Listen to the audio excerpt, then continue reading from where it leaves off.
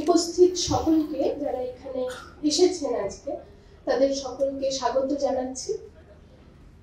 আজকে কাজী নজরুল ইসলাম স্মারক বক্তৃতার প্রথম বক্তৃতার দিন। মার্ক্সবাদী পথের ওয়েবসাইটে এবং অন্যান্য নানান পরিসরে নজরুল বিষয়ক চর্চাকে দীর্ঘদিন ধরেই গুরুত্ব দেওয়া হয়েছে। বাংলার বামপন্থী আন্দোলনের সঙ্গে যুক্ত যারা কর্মী, ভাবুক, চিন্তকরা আছেন তাদের সকলের কাছেই নজরুল খুব কাছের।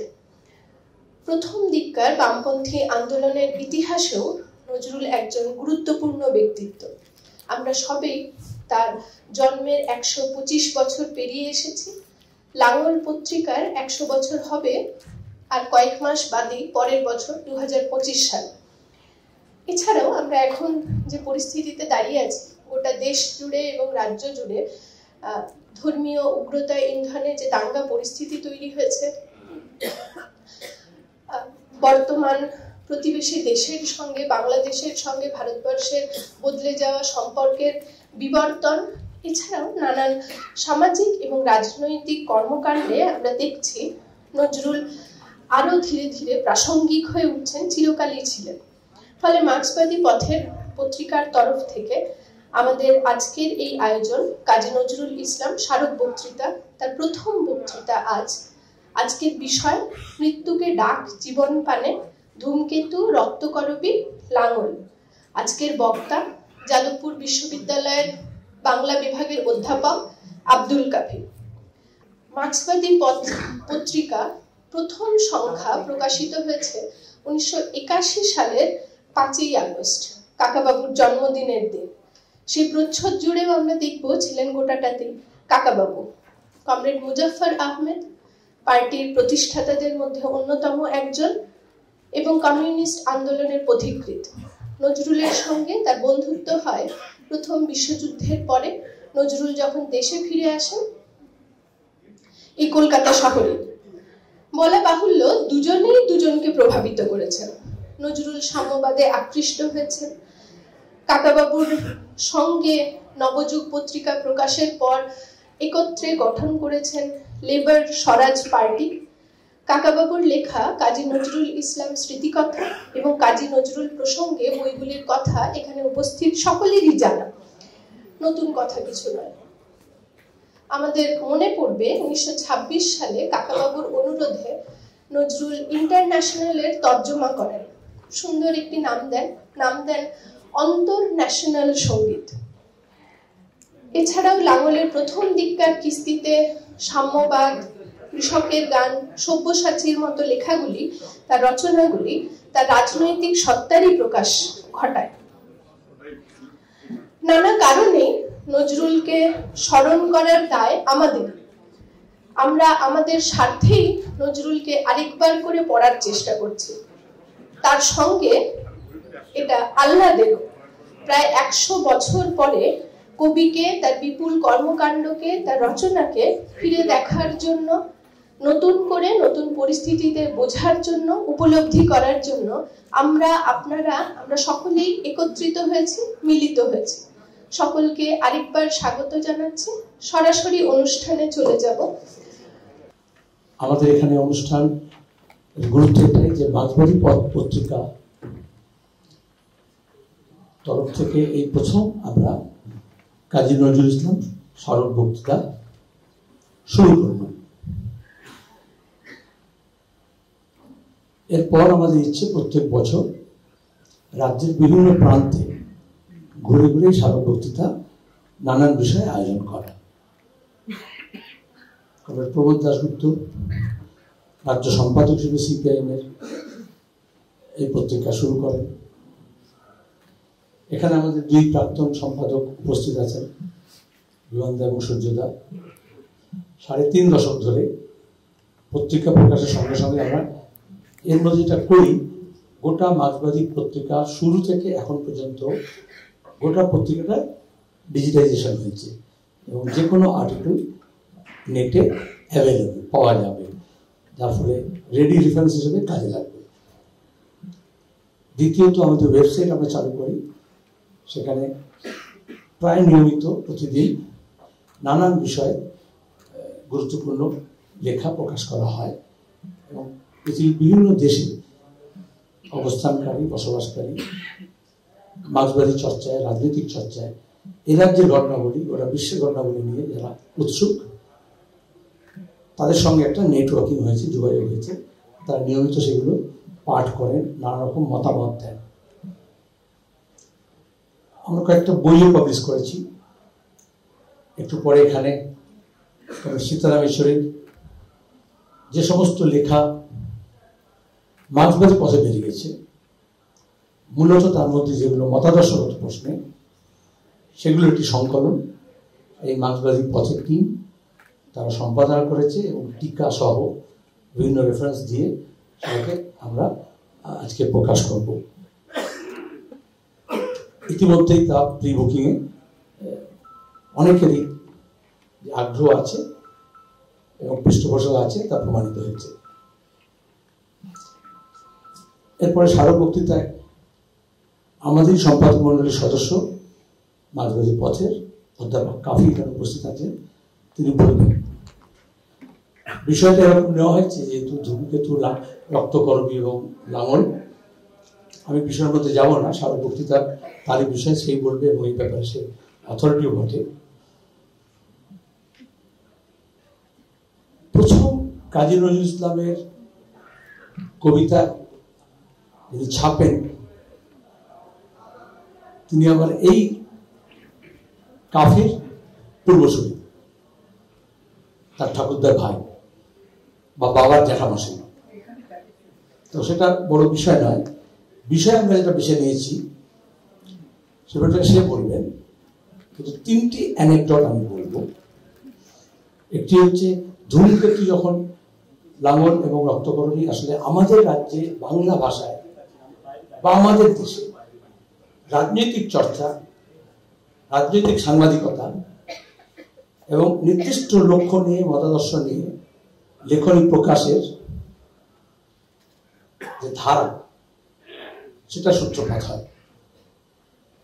এবং আজই হতে 100 বর্ষ পরে কে তুমি পড়েছো বসে আমার কবিতা খানি, 100 বছর আমরা পেছন দিকে তাকিয়ে সেটাকে স্মরণ করছি। কাকাবাবুর কাছ থেকে আমরা জানতে পারি তার লেখনের মধ্য দিয়ে ধূমকেতু যখন প্রকাশ হয়, কাজী নজরুল ইসলাম যখন করেন, ব্যাপক উৎসাহ হয়েছে, মানুষ অংশগ্রহণ করেছেন, কিন্তু বেশি দিন চলেনি। অনেকগুলো কারণ ছিল।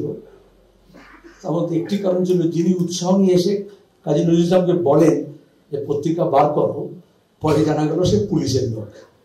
এবং ইনিশিয়ালি যে ইনভেস্টমেন্ট করেছিল, টাকা দিয়েছিল, যতটা বলেছিল করে দেয়নি, যা দিয়েছিল সব পুলিশেরই টাকা। এটা আজকের দিনে আমরা বুঝতে পারি, যখন গোটা দেশে এবং আমাদের রাজ্যে এবং গোটা বিশ্বে এইসব প্রশাসনিক যা ব্যবস্থা দেখি এবং প্রতিবাদী কণ্ঠস্বরকে রোধ করার যে চেষ্টা হয়, এবং তার মধ্যে ভেতরঘাত যেটাকে বলে, অন্তর্ঘাত যেটা হয়, সেটা শুরু থেকে হয়। তখন ওই সময় রুশ বিপ্লবের পরে, আমাদের দেশে কমিউনিস্ট পার্টি গড়ে ওঠার পরে, যখন মজুর, শ্রমিক, খেটে খাওয়া মানুষের পক্ষে নানা রকমের লেখনী বেরোচ্ছে, এক। আর দুই হচ্ছে মৌলানা হাসরাত মোহানি যখন মুসলিম লীগ এবং জাতীয় কংগ্রেসের সম্মেলনে প্রথম প্রস্তাব উত্থাপন করলেন পূর্ণ স্বাধীনতার।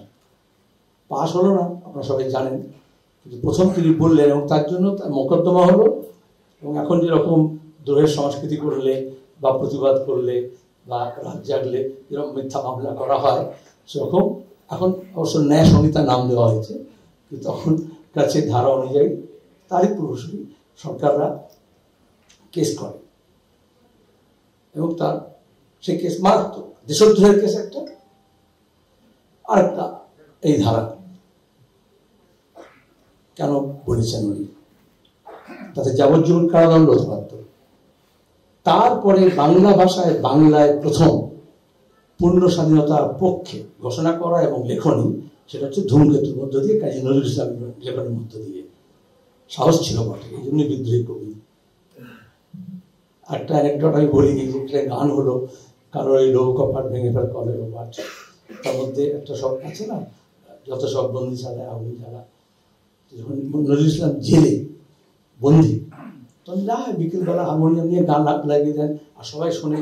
তাতে পেটি ক্রিমিনালসরাও আছে, পকেট মার, এই যে কলকাতা শহরে যাওয়া হয় আর কি, নানা রকমের বন্দিরাও আছে, তো তারা সব উপভোগ করে গান। কিন্তু সে তো জেলার দেখলো খুব মুশকিল, এসব দেশপ্রেমিক গান হচ্ছে, বিদ্রোহের গান হচ্ছে, আর তার মধ্যে দাঁড়িয়ে সবাই গলা মেলাচ্ছে, বিকেলবেলা অন্ধকার হয়ে গেছে, সবাই সেলে ঢুকতে হবে, তাও ঢুকছে না।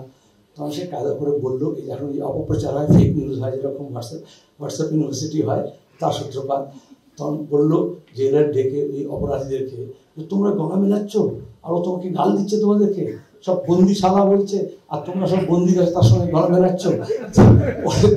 নজরুল ইসলাম যখন গান করতে যাবেন তখন প্রায় লাঠি সোটা নিয়ে মারতে এসছে। তারপর নজরুল ইসলাম বোঝালেন আসলে এই অপপ্রচারের জবাবে কিছু সঠিক প্রচার তুলে ধরতে হয়। তারপর সেই বন্দিরা আবার বুঝলো যে না, একটা বন্দিশালাটা আলাদা, পাঠশালার মতো আর কি। আর তৃতীয় হচ্ছে, যেটি আমি বেশি সময় নেব না, রক্তকরবী ধূমকেতু একসঙ্গে বলার জন্যে এই যে বিভাজন হচ্ছে, ভাগ হচ্ছে, এখনই বাংলাদেশের যা ঘটনাগুলি ঘটেছে, সেখানে আবার রবীন্দ্রনাথ আর নজরুল কোন দৃষ্টিতে দেখবেন কে? সেখানে দাঁড়িয়ে আমরা যারা মিশ্র সংস্কৃতিতে বিশ্বাস করি, সম্প্রীতি বিশ্বাস করি, সাহিত্য এবং সংস্কৃতির মধ্যে যা তুলে ধরার চেষ্টা করা হয়, যেটা আমাদের ঐতিহ্য, সেটাকে স্মরণ রাখতে হবে। মূলবোধী আসলে এভাবেই দেখে। অন্নদা শঙ্কর রায়ের সপ্তবর্ষে তাকেও স্মরণ করতে হবে। তার ভাষায় ভুল হয়ে গেছে বিলকুল, আর সব কিছু ভাগ হয়ে গেছে, ভাগ হয়নি নজরুল, এখন তাকেও ভাগ করার চেষ্টা করা হচ্ছে। গত শতাব্দীর শেষে যখন বাজপেয়ী প্রথম এনডিএ সরকার, তার মন্ত্রী ছিলেন মানব সংসাধন মন্ত্রী মল্লিকরণ যোশী, অধ্যাপক মল্লিকরণ যোশী, তিনি একদিন আমাকে বললেন, এসব বিতর্ক হচ্ছে ভাগাভাগি রাজনীতির বিরুদ্ধে, উনি বললেন দেখো তোমরা আমাদের এখানে খালি দোষ দাও, আমরা তো সবাইকে নিয়ে চলার চেষ্টা করি, এই এখন যা বলে আর কি সবকা সাথ, সেটা না বলে ওটাই বলবো। কিরকম উদাহরণ দিল, বলে দেখো বাংলাদেশের সঙ্গে বাস চালু হবে ভারতের সঙ্গে, আমরা একদিকে এদেশের কবি রবীন্দ্রনাথের ছবি রেখেছি, আর অন্য পাশে ওদেশের ছবি নজরুল ইসলামের ছবি রেখেছি। অধ্যাপক মল্লিকরণ যোশী কিন্তু তার রাজনীতির ভাবনা থেকে তিনি কিন্তু ভাগ করে দিয়েছিলেন যে নজরুল হচ্ছে ওপারের আর রবীন্দ্রনাথ হচ্ছেন এপারের। এখনকার সাম্প্রদায়িক মৌলবাদী শক্তি, মুক্তিকামী মানুষের, বাংলাদেশের মুক্তিযুদ্ধের ধারার বিপরীতগামী যারা মানুষ আছেন, তারা কিন্তু ওই কাজটাই করছেন।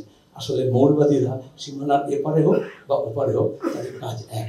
সেই সময় দাঁড়িয়ে আমাদের রক্তকরবীকে অধ্যয়ন করতে হবে। আমরা ইতিহাসে কেউ ফিরে যেতে পারবো না, কিন্তু ইতিহাসের অভিজ্ঞতা থেকে আমাদের সমৃদ্ধ হতে হবে। এই উদ্দেশ্যেই আমাদের এই যাত্রা। ধন্যবাদ জানাচ্ছি সম্পাদককে। আজকে আরেকটি উপলক্ষ, মার্ক্সবাদী পথ প্রকাশনার ৫ম বইয়ের আনুষ্ঠানিক প্রকাশ। প্রসঙ্গত বলে রাখি, মার্ক্সবাদী পথ ত্রৈমাসিক পত্রিকা ছাড়াও 2023 এবং 24 এই 2 বছরে 5টি বই প্রকাশ করেছে। রাজ্য জুড়ে মার্ক্সবাদ চর্চার বৃহত্তর বামপন্থী পরিসরে আমরা যেভাবে সাড়া পেয়েছি, তা আমাদের মনোবল, আশা, ভরসা বাড়িয়ে দিয়েছে, এই কথা ধন্যবাদ সহ স্বীকার করে নিচ্ছি। আশা রাখছি ভবিষ্যতেও আমাদের বিভিন্ন কর্মসূচি, প্রকল্প এবং পরিকল্পনা এভাবেই সমাদৃত হবে, সমালোচিত হবে। আপনাদের সকলের অংশগ্রহণ আমাদের পাথেয়। আজকে আনুষ্ঠানিকভাবে প্রকাশিত হচ্ছে কমরেড সীতারাম ইয়েচুরি মতাদর্শের প্রশ্নে। বইটির ভূমিকা লিখেছেন তার রাজনৈতিক সহযোদ্ধা বন্ধু প্রকাশ কারাত। বইটি সম্পাদনা করেছেন অধ্যাপক আব্দুল কাফি, পদার্থবিদ্যার অধ্যাপক শুভ্রজ্যোতি দে এবং বিদ্যাসাগর কলেজ ফর উইমেনের বাংলা বিভাগের অধ্যাপক অনল পাল। মঞ্চে উপস্থিত সকলকে অনুরোধ করছি আনুষ্ঠানিক প্রকাশের জন্য টেবিলে রাখা বইগুলির মোড়ক উন্মোচন করতে।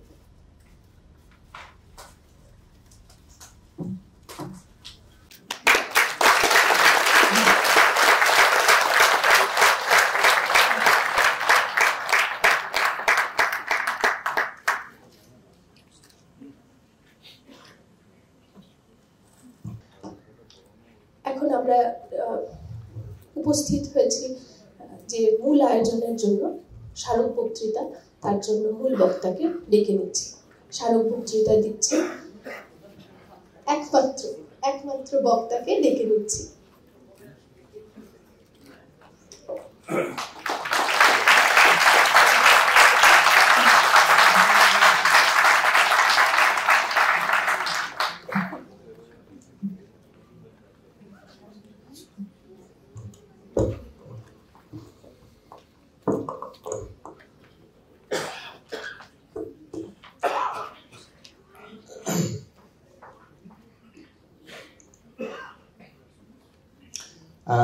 সকলকে নমস্কার। মার্ক্সবাদী পথ কে ধন্যবাদ, কৃতজ্ঞতা। কাজী নজরুল ইসলাম এর স্মরণে যে বক্তৃতামালার আয়োজন হয়েছে তাতে প্রথম বক্তৃতার সুযোগ পাওয়া এটা খুবই আহ্লাদের, আনন্দের, গর্বের ব্যাপার। কথা শুরু করার আগে আমি এইটা একটু বলতে চাই যে এই যে সাম্মানিক দেওয়ার একটা রেওয়াজ আছে, সব ক্ষেত্রেই হয়, তো এটা আনুষ্ঠানিকভাবে আমাকে গ্রহণ করতে হয়েছে এই অর্থমূল্য। আমি এটা মার্ক্সবাদী পত্রিকার যে ফান্ড, যে তহবিল আছে পত্রিকার এবং অন্যান্য কাজে যেখানে যা ব্যবহৃত হয় সেইখানেই এটা আমি দিতে চাই। পত্রিকার সম্পাদক এখানে উপস্থিত আছেন।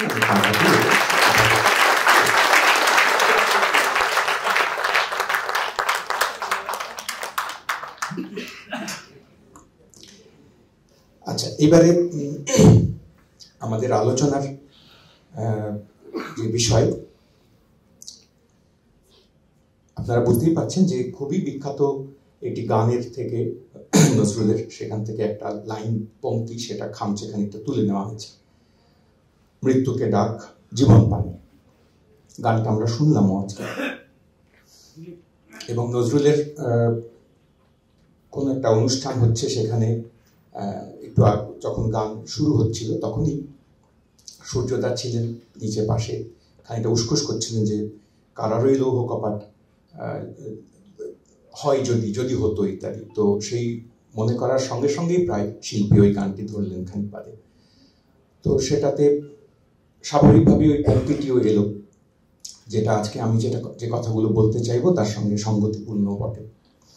কিন্তু মৃত্যুকে ডাক জীবন পানে, তারপরেই যে তিনটে নাম আমরা উল্লেখ করেছি এখানে, সেই তিনটে নামের মধ্যে কোনো একদিক থেকে দেখলে সঙ্গতি নেই। একটা নাটক আর দুটো পত্রিকা। তা সত্ত্বেও ক্রম অনুযায়ী পরপর এই তিনটে নাম রাখা হয়েছে, আর তাদের মাথায় জুড়ে রাখা হয়েছে নজরুলেরই গান থেকে তুলে আনা একটি অর্ধপংক্তি। আমরা মূলত এই 45 মিনিট, 1 ঘন্টা এই সময় পরিসরের আলোচনায় এইটি খানিকটা দেখবার চেষ্টা করব যে সত্যি সত্যি এই তিনটে ঘটনা খুবই জরুরি ঘটনা। সেলিমদা বলছিলেন বলার শুরুর সময়, প্রথম বক্তৃতার সময়, যে ধূমকেতু, লাঙল এবং তার সঙ্গে সঙ্গে এই রক্তকরবী 100 বছরের কাছাকাছি সময় আগে প্রায় তিনটে ইভেন্টের মতন, তিনটে ঘটনার মতন আমাদের সংস্কৃতিতে এসে দাঁড়িয়েছে। এসব নিয়ে আলোচনা অনেক হয়েছে। রক্তকরবী নিয়ে তো হাজার হাজার পৃষ্ঠা লেখা হয়েছে। ধূমকেতু বা লাঙল নিয়ে অপেক্ষাকৃত কম, একটু দুর্ভাগ্যজনকভাবে কম, কিন্তু তবু একেবারে হয়নি তা নয়। কিন্তু এই তিনটের মধ্যে কোথাও কোনো সম্পর্ক থাকতে পারে, কোনো ইশারা, অন্তত পক্ষে সরাসরি সম্পর্ক যদি নাও হয়, ইশারা থাকতে পারে, সেই নিয়ে খুব বেশি আলোচনা বা সেদিকে অনুসন্ধান সেইটা খুব বেশি হয়নি। এখন ঘটনাক্রমের দিকে তাকালেই আমাদের নজরে পড়বে যে সময়ের হিসেব যদি দেখি তাহলে খুব গায়ে গায়ে লাগা। 22 সালে ধূমকেতু প্রথম প্রকাশ হল, অর্ধ সাপ্তাহিক, সে প্রকাশ নিয়ে নানা রকম কাণ্ড কারখানা আছে।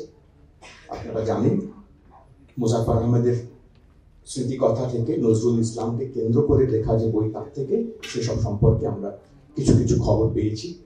ধূমকেতু পত্রিকার প্রথম প্রস্তাব, ধূমকেতু নয়, একটা পত্রিকা তৈরি করবার, প্রকাশ করবার প্রথম প্রস্তাব কাকাবাবুর কাছেই আসে প্রথম। সেটা কাকাবাবু প্রত্যাখ্যান করেন।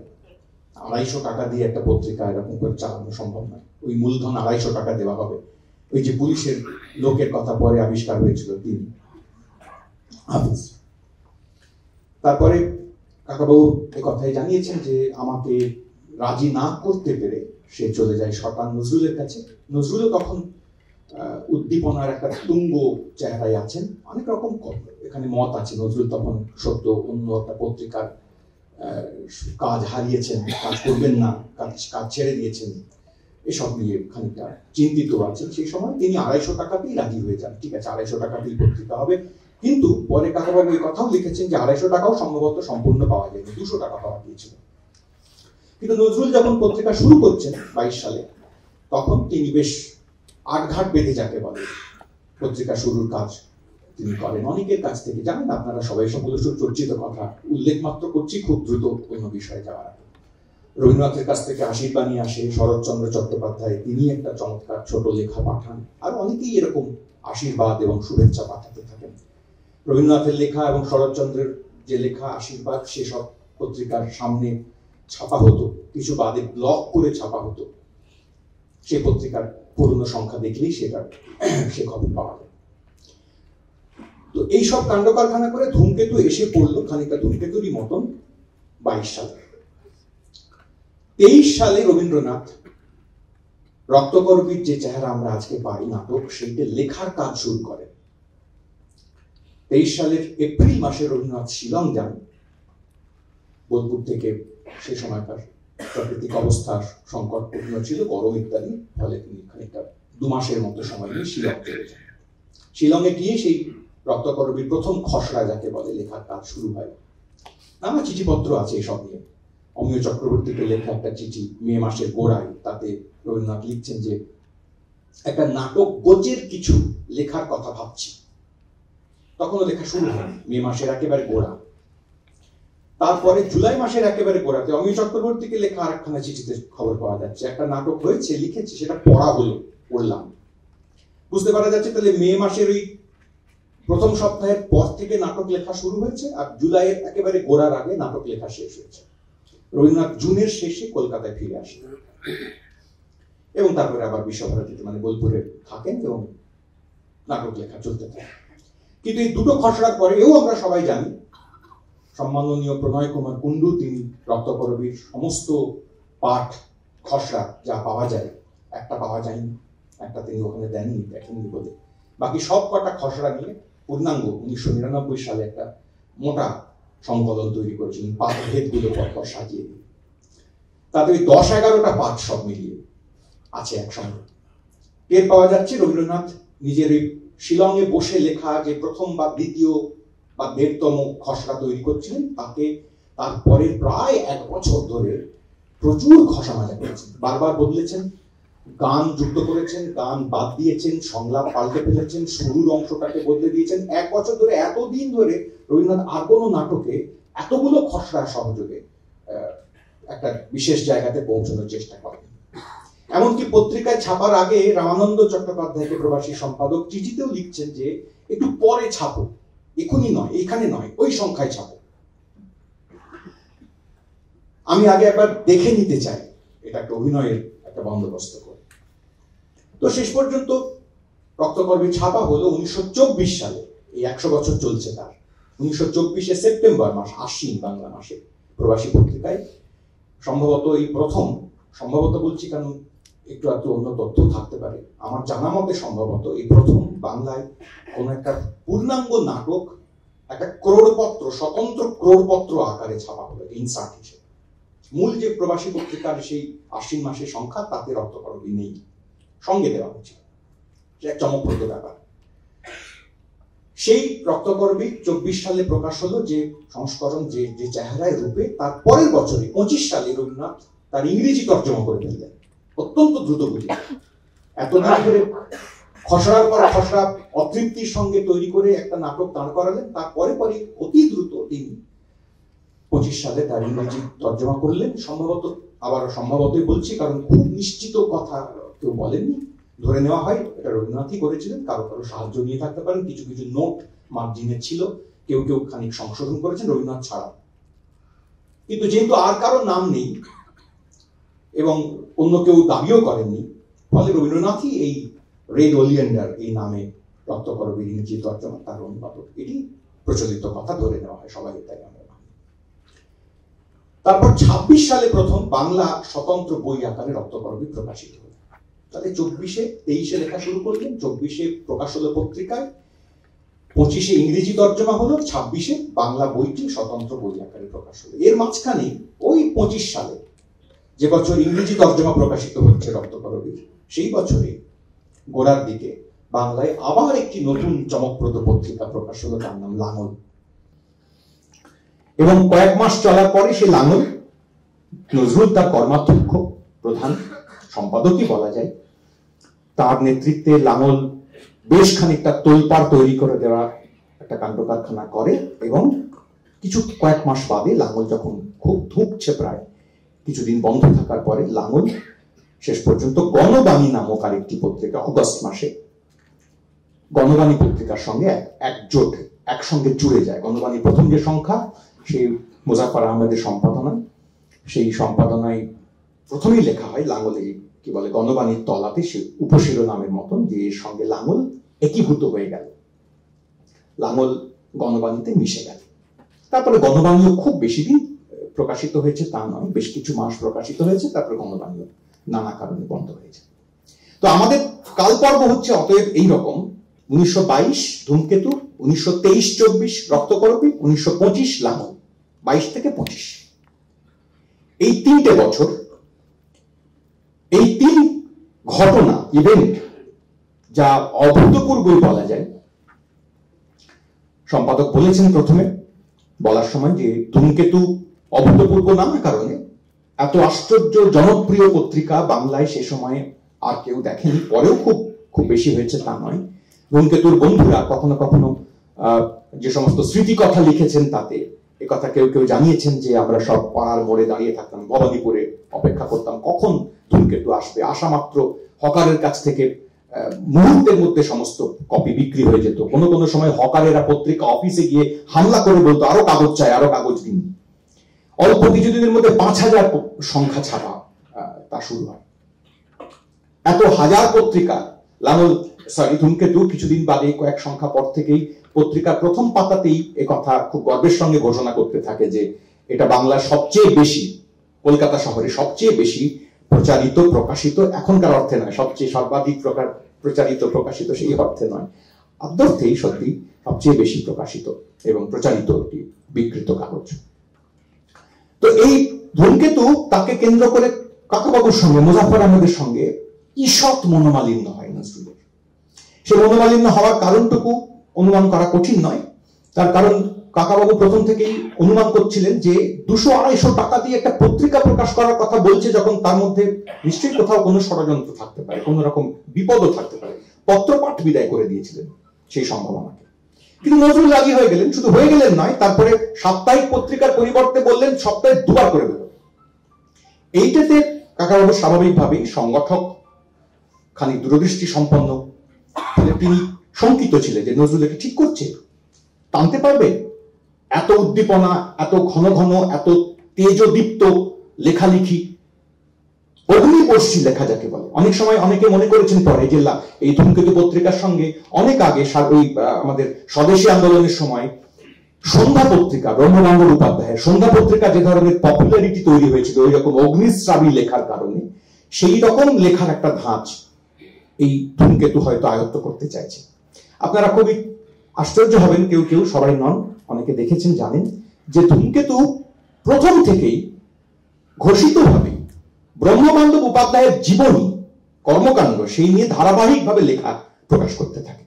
এমন অনেকগুলো আশ্চর্য সমস্ত লেখা ধূমকেতু দিয়ে প্রকাশিত হতে থেকেছে সেই সময়, যেগুলো 1922 সালে একজন অত্যন্ত কম বয়সী যুবক যাকে বলে তার পক্ষে কল্পনা করা এবং তাকে খানিকটা যাকে বলে আয়োজন করা, ধারাবাহিকভাবে প্রকাশ করে চলা, এই খুব আশ্চর্যেরই একটা ঘটনা, কোনো সন্দেহ নেই। তো এই ধূমকেতুকে আমি খামোখা রক্তকরবীর আগে জুড়ছি কেন?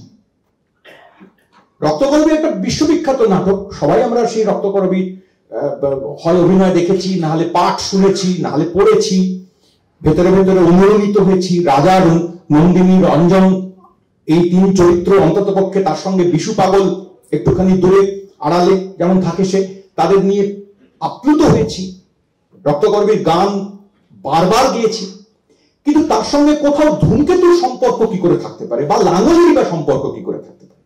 আমি প্রস্তাব করতে চাইছি এই যে রক্তকরবী নাটক রচনার ইতিহাস সম্পর্কে পণ্ডিতেরা, গবেষকেরা, সাহিত্য সমালোচকেরা, রবীন্দ্রনাথের বিশেষজ্ঞ যারা, তারা নানা রকম সম্ভাবনার কথা বলেছেন। এমন কথাও কখনো কখনো শোনা গেছে যে রক্তকরবী যখন লেখা শুরু হচ্ছে, শিলংয়ে রবীন্দ্রনাথ গেছেন, সেখানে রাধাকমল মুখোপাধ্যায়, বিশিষ্ট অধ্যাপক, অর্থনীতির সাহিত্যিকও বটে, তিনি তার সঙ্গে সেখানে গিয়ে খানিক আলাপ পরিচয়, কথাবার্তা ইত্যাদি যখন চলছে, পরিচয় না আলাপ পরিচয় আগেই ছিল, তখন কথা সূত্রে তিনি বোম্বাইয়ের শ্রমিকদের দুরবস্থা সম্পর্কে রবীন্দ্রনাথকে কিছু কথা শুনিয়েছিলেন। এবং পরে তিনি এখানে ওখানে, রবীন্দ্রনাথ বলেননি, তিনি এখানে ওখানে বলেছেন যে তখন আমি রবীন্দ্রনাথকে এসব কথা বলেছিলাম, রক্তকরবের মধ্যে ওই ইশারাও খানিক আছে, ওইটাও খানিকটা প্রণবনা আকারে ব্যবহৃত হতে পারে। পরে অনেক পণ্ডিত সে কথাকে অবলীলাই ব্যাখ্যা করেছেন যে হ্যাঁ তাই তো হতে পারে, রাধা কমলের কাছ থেকে শুনেছেন, এটাও একটা গুরুত্বপূর্ণ উৎস। রবীন্দ্রনাথ এরকম জায়গা থেকেই কেবল লিখেছেন তা নয়, তা কেউ বলবেন না। রবীন্দ্রনাথ প্রসঙ্গে কথা বলতে গিয়ে আমাদের একটা সংস্কার আছে সাধারণভাবে, বাংলা বাজারে খুবই আছে। রবীন্দ্রনাথের যে কোনো রচনার ক্ষেত্রে সাধারণভাবে এক ধরনের ঐশী প্রণোদনা কাজ করে, তিনি ভেতর থেকেই পেয়ে থাকেন। কিন্তু তার সঙ্গে এটা জুড়েছে যে রাধাকমল মুখোপাধ্যায় বোম্বাইয়ের মজুরদের, শ্রমিকদের দুরবস্থা নিয়ে গুরুদেবকে জানালেন, তার দ্বারা গুরুদেব খুবই আলোড়িত হলেন এবং রক্তকরবীতে তাই মজুরদের কথা উঠে এল। কিন্তু এই যুক্তি অনুযায়ী এই অংশটুকু আবার অব্যাখ্যাত থেকে যায় যে আচ্ছা ঠিক আছে, রক্তকরবীতে মজুরদের কথা উঠে এলে তো খুবই চমৎকার কথা, ধরা যাক রাধাকমলের উদ্যোগেই উঠে এলো, কিন্তু রক্তকরবীতে যে এত কৃষি কথা আছে, রক্তকরবীর কেন্দ্রীয় গান, যে গান বারবার ঘুরে ঘুরে আসে, যে গান শুনিয়ে নন্দিনী রাজাকে টেনে বের করতে চাই, পৌষদের ডাক দিয়েছে, ধরার আঁচলের কথা বলা হয়, পাকা ফসলের কথা বলা হয়, এবং একাধিক চরিত্র তারা শেষ পর্যন্ত এইরকম একটা কথা, এইরকম একটা ধারণা প্রতিষ্ঠা করে যে এই যন্ত্র, এই খনি, এই মজুর সভ্যতা, এর আগে আমরা ভালো ছিলাম, আমাদের সেই জায়গায় কি আমরা ফিরতে পারবো না। এই বেদনার কথা যখন তারা একা থাকে, যখন তারা নিজেদের মধ্যে কথা বলে, এই যক্ষ পরিশ্রমিকেরা, মজুরেরা, খনির শ্রমিকেরা, তারা বারবার কথা বলে আর কি ফেরা যাবে না, চলো ফিরে যায়। এবং তারপরে প্রত্যেকেই খানিক বাদে আবিষ্কার করে যে না, ফেরা যাচ্ছে না, আর ফেরার রাস্তা নেই। তাহলে রাধাকমলের কাছ থেকে শ্রমিকদের অসন্তোষের বা দুরবস্থার খবর কবিগুরু পেলেন, কৃষকদের প্রসঙ্গটা করতে গেল না, ওটা তো রবীন্দ্রনাথের ভেতর থেকে আসতে পারে। সাধারণভাবে এইভাবে রক্তকরবী বা অন্য বিভিন্ন রকমের কাজকর্ম তাকে আমাদের দেখার একটা রেওয়াজ আছে। ফ্রেডরিক জেমিসন, তারা জানেন তার কথা, খুবই বড় মার্চবাদী চিন্তাবিদ, ভাবুক, দার্শনিকই বলা যায় এক অর্থে, সমালোচক। সম্প্রতি তিনি চলে গেছেন, প্রয়াত হয়েছেন। তার একটি বিখ্যাত বই দ্য পলিটিক্যাল আনকনশিয়াস, সে বইয়ের মূল যে বক্তব্য বা বয়ান বা যা আগ্রহের বিষয়, তা আসলে ন্যারেটিভ, আখ্যান। সরাসরি আমরা রক্তকরবীর সঙ্গে সেই বইয়ের অবজারভেশন, ভাবনা জুড়ে দেওয়ার কথা বলছি না। আমি ফ্রেডরিক জেমিসনের একটা ইশারার কথা শুধুমাত্র তুলে ধরবার চেষ্টা করছি। জেমিসনের বক্তব্য, ভাবনা বহু জায়গায় উদ্ধৃত হয়, বারবার সে কথা উঠে এসেছে তার কাজের মধ্যে। শুধু জেমিসনের একার নয়, আর অনেকেরই মার্ক্সবাদী চিন্তা ভাবনার দ্বারা পৃথিবীকে, সাহিত্যকে, সংস্কৃতিকে দেখতে গেলে এ কথা আসবেই, সেটা হচ্ছে অলওয়েজ হিস্টোরিসাইজ। এখন অলওয়েজ হিস্টোরিসাইজ এই কথার একটা সাধারণ মানে হতে পারে, অনেকে বলতে পারেন ট্রেডিশনাল সমালোচক যারা, প্রথাগত, ঐতিহ্যগত, তারা বলেন আমরা তো করি, যে কোনো একটা টেক্সট বা বই পড়তে গেলে, রচনা পড়তে গেলে তো আমরা তার পরিপ্রেক্ষিত নিয়ে কথা বলি, তো আমরা ব্যাকগ্রাউন্ড যাকে বলে তা তো করি, কবে লেখা হয়েছে, সেই সময় লেখক কি করতেন, আশপাশের অন্য লোকেরা কি করতো, লেখক তার ব্যক্তি জীবনের আগে পিছে কি কি করেছেন, এসব তো আমরা পড়ি, তো ব্যাকগ্রাউন্ড। জেমিসন স্মরণ করাবেন যে না, এটা ঠিক ব্যাকগ্রাউন্ড অর্থে হিস্টোরিসাইজ করার কথা বলছি, বরং বলছি একটা টেক্সট শেষ পর্যন্ত ইতিহাসের কোন বিশেষ সংকটকে কিভাবে মোকাবেলা করে সেইটাও নজর করা, তার সঙ্গে কিভাবে সে মুখোমুখি দাঁড়ায়, তার কোনো সমাধান বা কোনো উত্তর বা তার সঙ্গে কোনো তকরার যাকে বলে, তা সে হাজির করে কিনা, এইটা খুঁজে খতিয়ে দেখা, সেইটা হচ্ছে আসলে হিস্টোরিসাইজ করবার। আরো জটিল আরো অনেক কথা, আমি কত ওই দিকে যাচ্ছি না, কিন্তু হিস্টোরিসাইজ করা বলতে যদি এইটা আমরা বুঝি, তাহলে রক্তকরবীকে হিস্টোরিসাইজ করা, ইতিহাসের মাঝখানে রাখা, সেটা করতে গেলে অনিবার্যভাবেই আমাদের আরো একটু এদিক ওদিকে তাকাতে হবে। আমাদের নজর করতেই হবে, যা করেন না সচরাচর রবীন্দ্রনাথের এবং রক্তকরবীর সমালোচকেরা, পাঠকেরা। 1921 সালে রক্তকরবীর লেখা শুরু হওয়ার 2 বছর আগে বাংলায় একটা চমৎকার আশ্চর্য প্রবন্ধ প্রকাশিত হয়, সে প্রবন্ধের খবর তখন খুব বেশি লোক জানতো না। আবুল হোসেন পরে ঢাকা বিশ্ববিদ্যালয়ের অধ্যাপক হয়েছিলেন, কলকাতায় অর্থনীতি পড়তেন, অর্থনীতির ছাত্র, সবে ছাত্র তো শেষ হয়েছে বা হবে হবে এইরকম সময়ে তিনি একটা ছোট্ট প্রবন্ধ, ছোট মানে মাঝারি সাইজের একটা প্রবন্ধ লেখেন। ওই বঙ্গীয় মুসলমান সাহিত্য পত্রিকায় সেই প্রবন্ধ প্রকাশিত হয়েছিল। সেই প্রবন্ধের নাম হচ্ছে বাংলার বলশি। পরে 1925 সালে সেই প্রবন্ধ এবং আরো অন্য কতগুলো লেখা আবুল হোসেনের, সেই লেখাগুলিকে সংকলন করে ওই বাংলার বলশি এই শিরোনামে একটা স্বতন্ত্র বইও প্রকাশিত হয় 25-এ। কিন্তু আমি প্রবন্ধের কথাটা বলছি 21, বাংলার বলশি, ব ল তালবে শয়ের দীর্ঘই। বলশি কথাটার অর্থ হচ্ছে এখানে আদর করে বলশেভিকদেরকে বলা, বাংলা বলশেভিক। 21 সালে 20-21 বছরের একজন যুবক সে প্রবন্ধ লিখছেন। তার মূল বক্তব্য কি? তার বক্তব্য হচ্ছে তার মূল যে বাংলার কৃষক, তার কিছু আগেই সোভিয়েত বিপ্লব ঘটেছে, পৃথিবী জোড়া তোলপাড় তৈরি হয়েছে, বাংলায় আবছা আবছা কিছু কিছু কথা উঠে আসছে। প্রবাসী পত্রিকা প্রশংসা করব কি করব না তা ভেবে দ্বিধাসহ একটা খবর প্রকাশ করেছে। রবীন্দ্রনাথ একরকম করে ওয়েলকাম করেছেন। অ্যাট দ্য ক্রসরোডস নামক একটি ইংরেজি লেখায় রবীন্দ্রনাথ এই বিপ্লব সম্পর্কে অল্প তথ্য পাচ্ছেন, তা সত্ত্বেও সেই বিপ্লব সম্পর্কে কথা বলতে গিয়ে এমন ঘোষণা করেছেন, সরাসরি বলেছেন যে যদি এই বিপ্লব, রাশিয়ার এই বিপ্লব ব্যর্থ হয় ভবিষ্যতে কখনো, আমরা জানি তা হবে, হয়েছে, একদিক থেকে পড়েছে, পতন হয়েছে সোভিয়েটের। রবীন্দ্রনাথ 1919-20 সাল নাগাদ ইংরেজি প্রবন্ধে লিখছিলেন, শেষ করছেন, যদি কখনো রাশিয়া তার এই এনডিএভারে, তার এই চেষ্টায় কখনো পরাজিতও হয়, হেরেও যায়, তা সত্ত্বেও লাইক এ মর্নিং স্টার, এই কথাই ছিল Rabindranath, like a morning star, গোটা সভ্যতায় সারা জীবন এই ঘটনা উজ্জ্বল হয়ে থাকবে, এই চেষ্টাটার জন্য উজ্জ্বল হয়ে থাকবে। এ কথা রবীন্দ্রনাথ বলে দিয়েছেন 1919-এ। 1921-এ রবীন্দ্রনাথ আমেরিকা থেকে এন্ড্রুসকে চিঠি লিখে বলছেন যে এইসব আমেরিকায় দেখতে পাচ্ছি বা এখানে সেখানে রাশিয়া সম্পর্কে মিছে কথা বলছে একদল লোক, মানুষের মন পিষিয়ে দেওয়ার চেষ্টা করছে। বিশেষ কোনো তথ্য নেই, তখনও গুগল নেই, ইন্টারনেট নেই, বইপত্র আসার সুযোগ নেই, তবুও এক ধরনের সহমর্মিতা থেকেই সম্ভবত বিপ্লবে যা যা এক্স্যাক্টলি ঘটেছিল, যত রক্তপাত হয়েছিল, যত ভায়োলেন্স হয়েছিল, তার সব খবর রবীন্দ্রনাথ জানতেন না নিশ্চয়ই।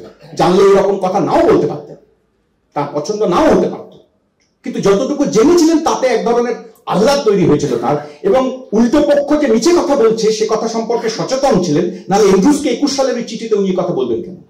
মিথ্যে কথা বলা হচ্ছে, রাশিয়া সম্পর্কে, বিপ্লব সম্পর্কে মানুষের মন বিষিয়ে দেওয়ার চেষ্টা করা হচ্ছে। এইরকম পরিপ্রেক্ষিতে 21 সালে 20-21 বছরের একজন যুবক, তিনি বাংলার বলশি, প্রথম বলা যেতে পারে বাংলা কৃষক এবং বলশেভিক মুভমেন্ট, বলশেভিক আন্দোলন, বলশেভিক বিপ্লব, তার এক ধরনের সাদৃশ্য, সামঞ্জস্য বা সম্পর্ক স্থাপন করবার খুবই অক্ষম, অস্ফুট একটা চেষ্টা এটা তৈরি হয়েছিল। পরে যখন বাংলার বলশি বই আকারে প্রকাশিত হয়, তাতে আরো অনেক প্রবন্ধের মধ্যে একটা প্রবন্ধ ছিল কৃষকের আর্তনাদ, বাংলা কৃষকেরই কথা। সেই সব লেখার শেষের দিকে একাধিক জায়গায় আবুল হোসেন প্রত্যাশা করছিলেন এরকম যে বাংলার কৃষকরা কবে এরকম বলশেভিকদের মতো করবে, এরকম রুখে দাঁড়াবে, এরকম এত প্রচন্ড নিপীড়ন, নির্যাতন, তার বিরুদ্ধে কেন তারা এখনো পর্যন্ত কথা বলছে না। ওই উদাহরণকে সামনে রেখে বোঝা যাচ্ছে এটা এক ধরনের খুবই কম বয়সের এক মানুষের, একজন তরুণের, যুবকের উচ্ছ্বাসের কথা। কি করে ঘটবে তা? বলশেভিক বিপ্লব তো আপনা আপনি ঘটে যায়নি, তার আগে বছরের পর বছর প্রস্তুতির লম্বা একটা ইতিহাস আছে। দেশ ছাড়া হওয়া আছে, হত্যা, গুপ্ত হত্যা আছে, অত্যাচার নিপীড়ন আছে, দেশান্তরী হওয়া আছে, বাইরে থেকে ফেরত আসা আছে, এপ্রিল থিসিস আছে। ফলে একদিনে হয়নি। শুধু আর্তনাদ থাকলেই বলশেভিক বিপ্লবের মতন এক ধরনের বিপ্লবে পৌঁছানো যায় না। কিন্তু আকাঙ্ক্ষাটুকু ছিল অন্ততপক্ষে, কৃষকের আর্তনাদ, দুরবস্থা তথ্য প্রমাণ দিয়ে তার সাধ্য অনুযায়ী সেই সময় যতটুকু লিখবার চেষ্টা করেছিলেন আবুল হোসেন। রবীন্দ্রনাথ আবুল হোসেনের সঙ্গে পরিচিত ছিলেন কিনা সে একটা স্বতন্ত্র আলোচনার বিষয়। রবীন্দ্রনাথ আদৌ এই সমস্ত বই পড়েছেন কিনা জানার দরকারই নেই, এরকম কোন যান্ত্রিক সম্পর্কের দিকে ইশারা করতে চাইছি না। এরকম কোন সম্ভাবনা যেন মাথার মধ্যে না আসে আমাদের যে রবীন্দ্রনাথ ওই বইটি পড়েছিলেন, পড়ে কৃষকদের সম্পর্কে জেনেছিলেন। না, রবীন্দ্রনাথ বাংলার কৃষক, তাদের দুরবস্থা, বেদনা, কষ্টবোধ এসব সম্পর্কে তার বহু আগে থেকে, ঢের আগে থেকে একরকম করে জানেন, একরকম করে তার অনুভূতির মধ্যে সেসব আছে। তাই এই বইটিকে আমি স্থাপন করার জন্য বলছি না রবীন্দ্রনাথের উপরে প্রভাব আঁকা, বলছি এইটা পরিস্থিতি। 21 সালে এই বইয়ের এইরকম প্রবন্ধের মতন রচনা হচ্ছিল লেখা। 22 সালে যখন রবীন্দ্রনাথের নাকের ডাকাতি বলা যায়, ধূমকেতু পত্রিকা প্রকাশ হচ্ছে। আমি আপনাদের ধূমকেতু থেকে ছোট্ট ছোট্ট দু একটি জায়গা পড়ে পড়ে শোনাব। তার আগে এটা বলে রাখি, যক্ষপুরী এই নামটি রক্তকরবীর সঙ্গে খুব জুড়ে মুজে আছে। যদিও যতগুলো পাণ্ডুলিপি পাওয়া গেছে রবীন্দ্রনাথের রক্তকরবী, তার মধ্যে কোথাও যক্ষপুরী এই নামটি কোথাও নেই। রবীন্দ্রনাথ একাত্তা চিঠিতে মাঝে মাঝে লিখেছেন, যেমন রামানন্দ বাবুকে লিখেছেন যে নাটক যক্ষপুরী নিয়ে যাচ্ছি বা যক্ষপুরী পাঠাবো, যক্ষপুরীর কাজ চলছে, এরকম একটা এই ধরনের কোন একটা ভাষা। তার থেকে আমরা আজ করেছি পরে যে প্রথম দুটি খসড়াতে সম্ভবত এই লেখার নাম তিনি ভেবেছিলেন যক্ষপুরী, যদিও সে নাম কোথাও নেই। পরে এই নাটকের নাম তিনি দেন অষ্টম নবম যে খসড়া তাতে গিয়ে নন্দিনী। তারও পরে যখন চূড়ান্ত ফাইনাল চেহারায় গিয়ে পৌঁছই তখন তার নাম দাঁড়ায় রক্তকরবী। নামের এরকম একটা চলন আছে। কিন্তু যক্ষপুরীর নাম থাকুক বা না থাকুক, নাটকে যে যক্ষপুরী আছে সেটা আমরা সবাই জানি, ভরপুর আছে। যক্ষপুরীর সামনেই নাটক হচ্ছে, নাটকের চরিত্রেরা বারবার যক্ষপুরীর কথা বলে। এখন এই যক্ষপুরীর প্রসঙ্গটুকু নাম যদি ছেড়েও দিই, সেই কথাটুকুর দিকে হঠাৎ আমাদের নজর পড়ে যেতে পারে যদি এই নাটক লেখা শুরু হওয়ার বহু আগে আমরা আচমকা খানিকটা নজরে পড়ে ধূমকেতু পত্রিকার 1 ভাদ্র 1329 এই সংখ্যার সম্পাদকীয় লিখছেন নজরুল, সেই সম্পাদকীয় দিকে খেয়াল করুন। আবার বলছি 1922 ভাদ্র, রক্তকরবীর খসড়া শুরু হওয়ার সময় তার অনেক পরে হবে। নজরুল লিখছেন, রুদ্রমঙ্গল খুবই বিখ্যাত লেখা, আমরা অন্য সময় পড়ি, রক্তকরবীর কথা ছাড়াই পড়ি, রক্তকরবীর প্রসঙ্গ বেঁধে রেখেই পড়ি। নজরুলের এই লেখা এমনিতে ধূমকেতুর সম্পাদকীয় গুলি সে সময় লোকে গোগ্রাসে গিলত, এতই তীব্র এক ধরনের উচ্চকিত যাকে বলে আগুন ঝরানো তার ধরন ছিল। আমি তার থেকে তৃতীয় প্যারাগ্রাফের একটা অংশ আপনাদের পড়ে শোনাই। রুদ্রমঙ্গলে লিখছেন, নজরুল লিখছেন, যাবে জনশক্তি, মারমার করে ডেকে ওঠে হে আমার অবহেলিত পদপিষ্ট কৃষক, আমার মুটে মজুর ভাইরা, তোমার হাতের ওই লাঙল আজ বলরাম স্কন্ধে হলের মতো ক্ষিপ্ত তেজে গগনের মাঝে উৎক্ষিপ্ত হয়ে উঠুক, এই অত্যাচারীর বিশ্ব উপড়ে ফেলুক, উল্টে ফেলুক। আনো তোমার হাতুড়ি, ভাঙো ওই উৎপীড়কের প্রাসাদ, ধুলায় লুটাও অর্থ পিশাচ বলদর্পীর শির, ছোট হাতুড়ি, চালাও লাঙল, উচ্চে তুলে ধরো তোমার বুকের রক্ত মাখা লালে লাল ঝান্ডা। 1922। যারা তোমাদের পায়ের তলায় এনেছে তাদের তোমরা পায়ের তলায় আনো, সকল অহংকার তাদের চোখের জলে ডুবাও। রবীন্দ্রনাথের গানের লাইন টেনে হিঁচড়ে উল্টে দুমড়ে আরেক রকম তাৎপর্যে ব্যবহার করছেন, বারবার করেছেন রবীন্দ্রনাথের গানের লাইন নিয়ে। তারপরে লাইনগুলো খেয়াল করুন। নামিয়ে নিয়ে এসো ঝুঁটি ধরে ওই অর্থ পিশাচ যক্ষগুলো, তোমাদের পিতৃপুরুষের রক্ত মাংস অস্থি দিয়ে ওই যক্ষের দেউল গড়া, তোমাদের গৃহলক্ষ্মীর চোখের জল আর দুধের ছেলের হৃৎপিণ্ড নিংড়ে তাদের ওই লাবণ্য, ওই কান্তি। যক্ষপুরীর সূচনা হওয়ার বেশ কয়েক মাস আগে নজরুলের একটা রচনায় এই সম্পাদকীয়তে ওই ওদের, ওই উৎপীড়কের, ওই শোষকের চেহারা খানিকটা হাজির করবার জন্য যক্ষ এই শব্দটা এবং যক্ষের দেউল, পুরী নয়, যক্ষের দেউল, এই মেটাফর, এই উপমা নজরুল ব্যবহার করেছিলেন। এছাড়া আরো অনেকগুলো দেখানো যায়, আমাদের অত সময় নেই, একটি স্মারক বক্তৃতায় সব পংক্তি ধরে ধরে দেখানো সম্ভব নয়, কিছু কিছু জায়গা ছিল, আমি স্কিপ করে যাব। ওই একই লেখায় নজরুল আরেকটি চমৎকার কাণ্ড করেছেন রুদ্রমঙ্গলে। এ কথা বলতে বলতে হঠাৎ আচমকা এরকম একটা তোলপাড় করার, ডাক পাঠানো, রুখে দাঁড়ানো, বারবার রক্ত পতাকার কথা বলা, রক্তে ভিজিয়ে নেওয়ার কথা বলা, যা আমরা রক্তকরবী নাটকের মধ্যে একাধিকবার পাবো, সেরকম সেই একই মেটাফর, একই উপমা, একই চিত্রকল্প এই বিভিন্ন সম্পাদকীয়র মধ্যে ঘুরে ঘুরে আসতেই থাকবে। কিন্তু কিরকম ভাবে সম্পর্ক তৈরি হয় দেখুন, কিভাবে যোগাযোগ তৈরি হয় দেখুন। আমি এটাকে হিস্টোরিসাইজ করা বলছি, যখন একটা টেক্সটের সঙ্গে আর একটা টেক্সট ভেতরে ভেতরে চুপি চুপি সংলাপ তৈরি করে, খুব জ্ঞাতসারে আমি তোমার থেকে টুকে নিচ্ছি এরম বলে নয়, আমি তোমার দ্বারা প্রভাবিত হলাম এরম বলে নয়, তার ব্যতিরেকেই এক ধরনের সংলাপ রচিত হতে থাকে। এই সম্পাদকীয়তেই নজরুল লিখছেন, তোমাদের অভিশাপ তিক্ত মাই বিষ জ্বালা লাগিয়ে তাদের যে কান্তি সে লাবণ্য চালিয়ে পুড়িয়ে দাও। বলো নির্জিত ভাইরা আমার, বলো উৎপীড়িত বোনেরা আমার, বলো বেদনাতুর অভাব ক্লিষ্ট নর নারী, বলে উদ্ধৃতি। জয় ভৈরব জয় শঙ্কর, জয় জয় প্রলয়ঙ্কর, শঙ্কর শঙ্কর। এই উদ্ধৃতি কোত্থেকে বলেন নজরুল? আপনারা নিশ্চয়ই স্মরণ করতে পারছেন এই উদ্ধৃতি নজরুল পাচ্ছেন এই প্রবন্ধ যখন তিনি লিখছেন তার কয়েক মাস আগে রবীন্দ্রনাথের ফেব্রুয়ারি মাসে প্রকাশিত মুক্তধারা নাটক থেকে। ফলে রুদ্রমঙ্গলের মধ্যে এসে মিশছে মুক্তধারা, আর রুদ্রমঙ্গল থেকে অগ্রদূসারী রবীন্দ্রনাথ এই দেখা পড়েছেন, তার থেকে উনি যক্ষের আইডিয়া পেয়েছেন, এরকম মূর্খের কথা আমি বলছি না, এরকম কোন সম্ভাবনার কথা আমি বলছি না। কিন্তু আমি শুধু এটুকু বলছি, যক্ষপুরীর কয়েক মাস আগেই নজরুলের লেখায় এক ধরনের যক্ষ। কেন যক্ষ? কেন যক?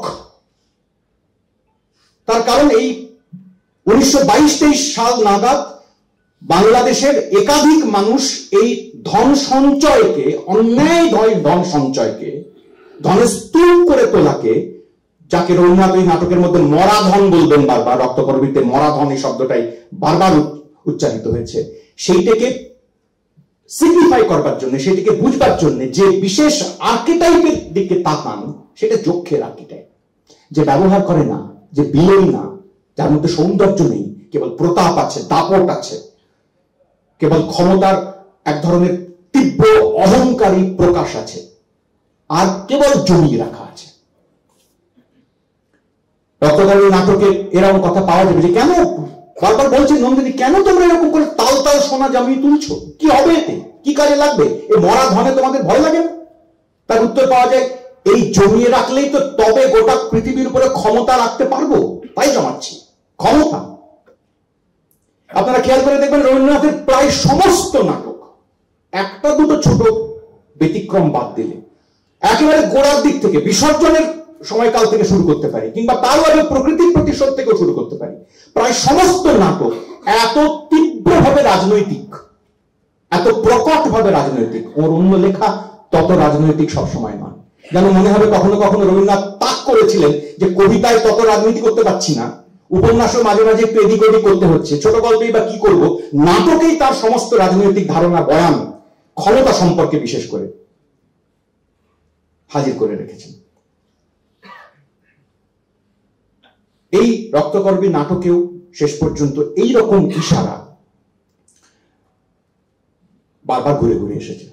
ধূমকেতু এই নামের মধ্যে নিশ্চয়ই আপনারা খেয়াল করবেন, নজরুল ধূমকেতু করবেন, তার কয়েক মাস অল্প কিছু বছর বাদে লাঙল করবেন, এও তো এক ধরনের ট্রান্সফরমেশনই বটে। ধূমকেতুর স্থান আর লাঙলের স্থান, এই দুয়ের মধ্যে এত দ্রুত 1.5 বছরের মাঝখানে বা 2.5 বছরের মাঝখানে এই রূপান্তর ঘটলো কি করে? আকাশে ফুরিয়ে যাওয়া একটা ব্যাপার, হুশ করে ফুরিয়ে যায়, আসে দুম করে, কিন্তু ফুরিয়ে যায়, এটাই তার নিয়তি, হারিয়ে যায়। এবং সে গগনচারী, সেই গগনচারী ধূমকেতুর মেটাফর থেকে লাঙলের মেটাফরে যখন নজরুল নেমে আসবেন, নিশ্চিতভাবেই সেই নেমে আসার বা সত্যিকারের একটা স্থিতধীর হওয়ার আশায় মোজাফফর আহমেদের অত্যন্ত আন্তরিক ভূমিকা ছিল।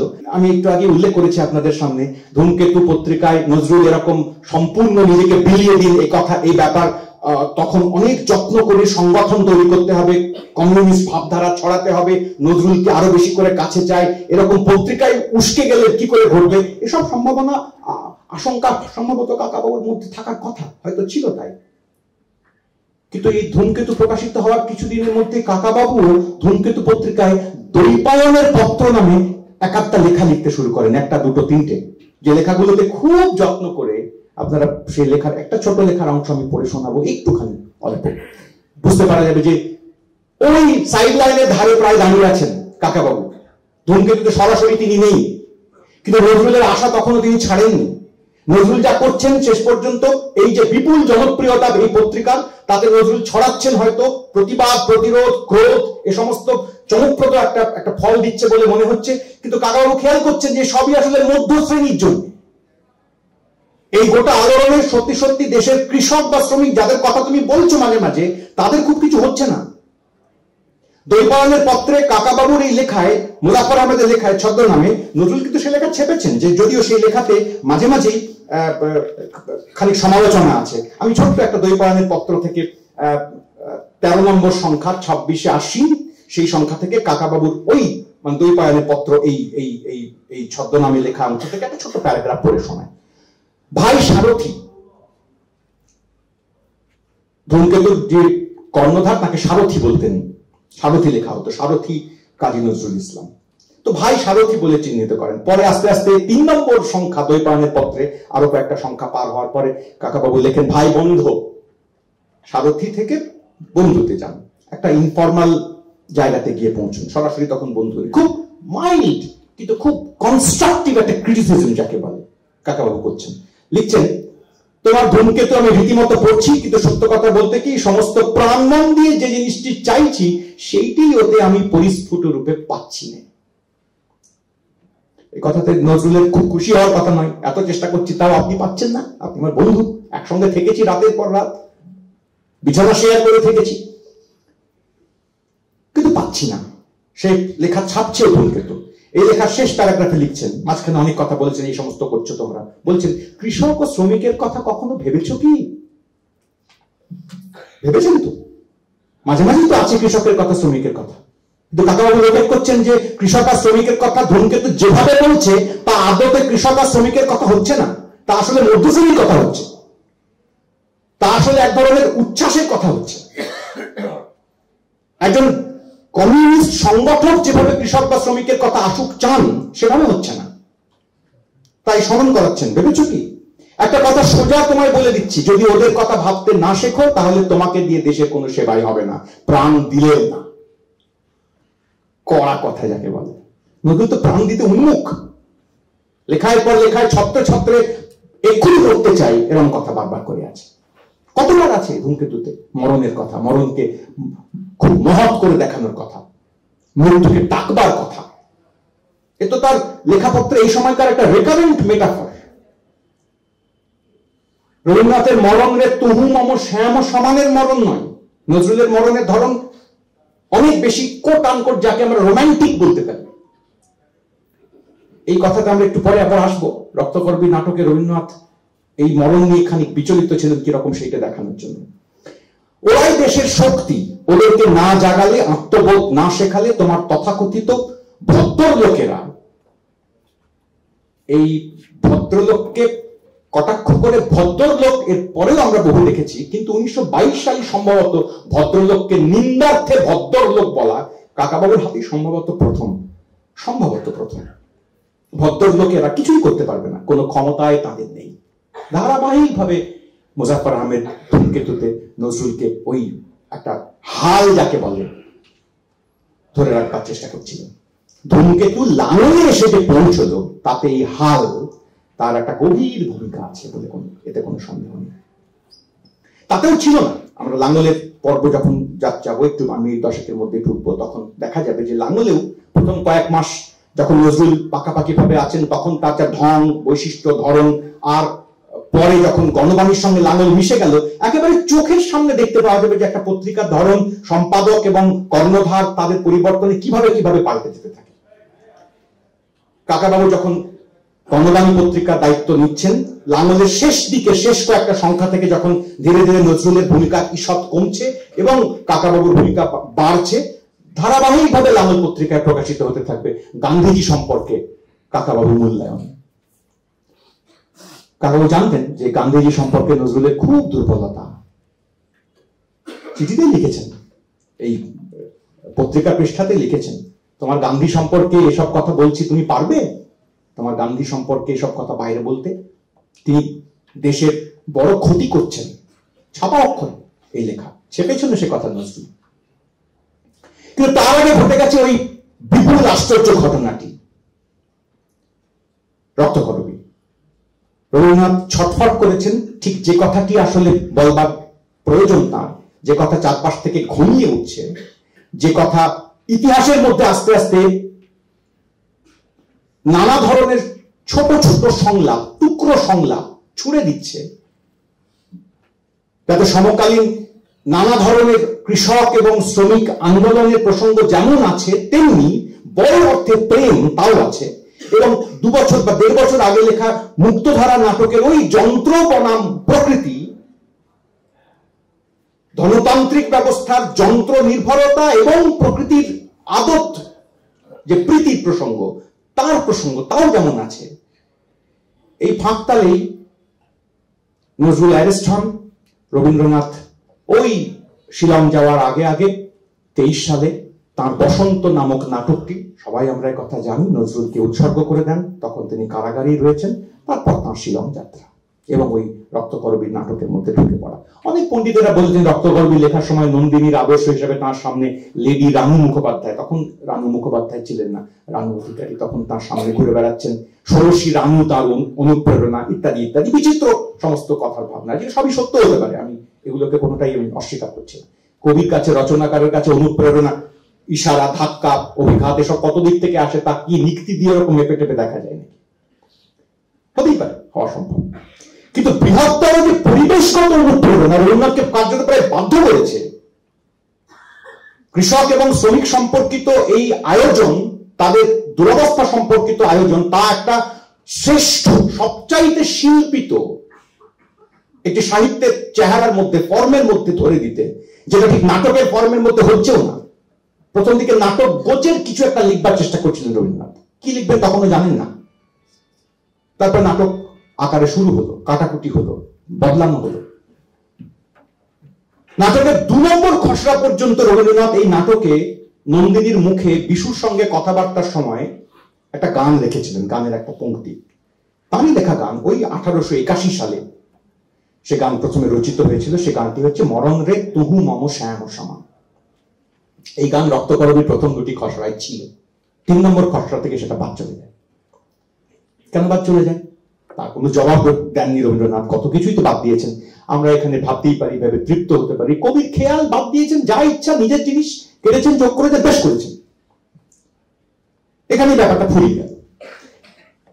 কিন্তু যদি আমাদের তাতে না ফুরোই, নিজেরই লেখা একখানা গান, নন্দিনী বলছেন বিশুকে যে তোমার কথা দেখে, তোমার কথা ভাবলে মাঝে মাঝে আমার মনে হয় বিশু পাগল ভাই, যে তুমি তো একসময় ছিলে রঞ্জনের সঙ্গে, তারপর কোথায় তুমি হারিয়ে গেলে, এবং তারপর তোমাকে বহুদিন আমি খুঁজেছি আর পাইনি, তোমাকে দেখেই আমার মনে হয় এখন, বলে সে এই কথা বলেছিল 2য় খসড়ায়। একটুখানি আপনাদের 2য় খসড়ার ওই জায়গাটুকু পড়ে শোনাই, কি এক্স্যাক্টলি বলছিলেন আগে পেছে।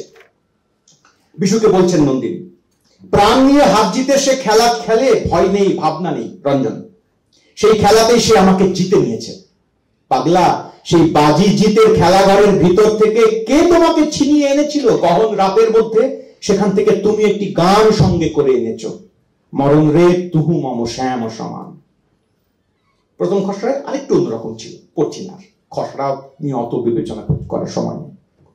কিন্তু বাদ গেল এই কারণে, খেয়াল করবো 1881 সাল এই গান তৈরির সময়, ওই 1881তেই রবীন্দ্রনাথের বয়স তখন 20, তিনি আরেকটি আশ্চর্য প্রবন্ধ লিখছেন, সেখানে মরণের কথাটা আছে, শব্দটা আছে।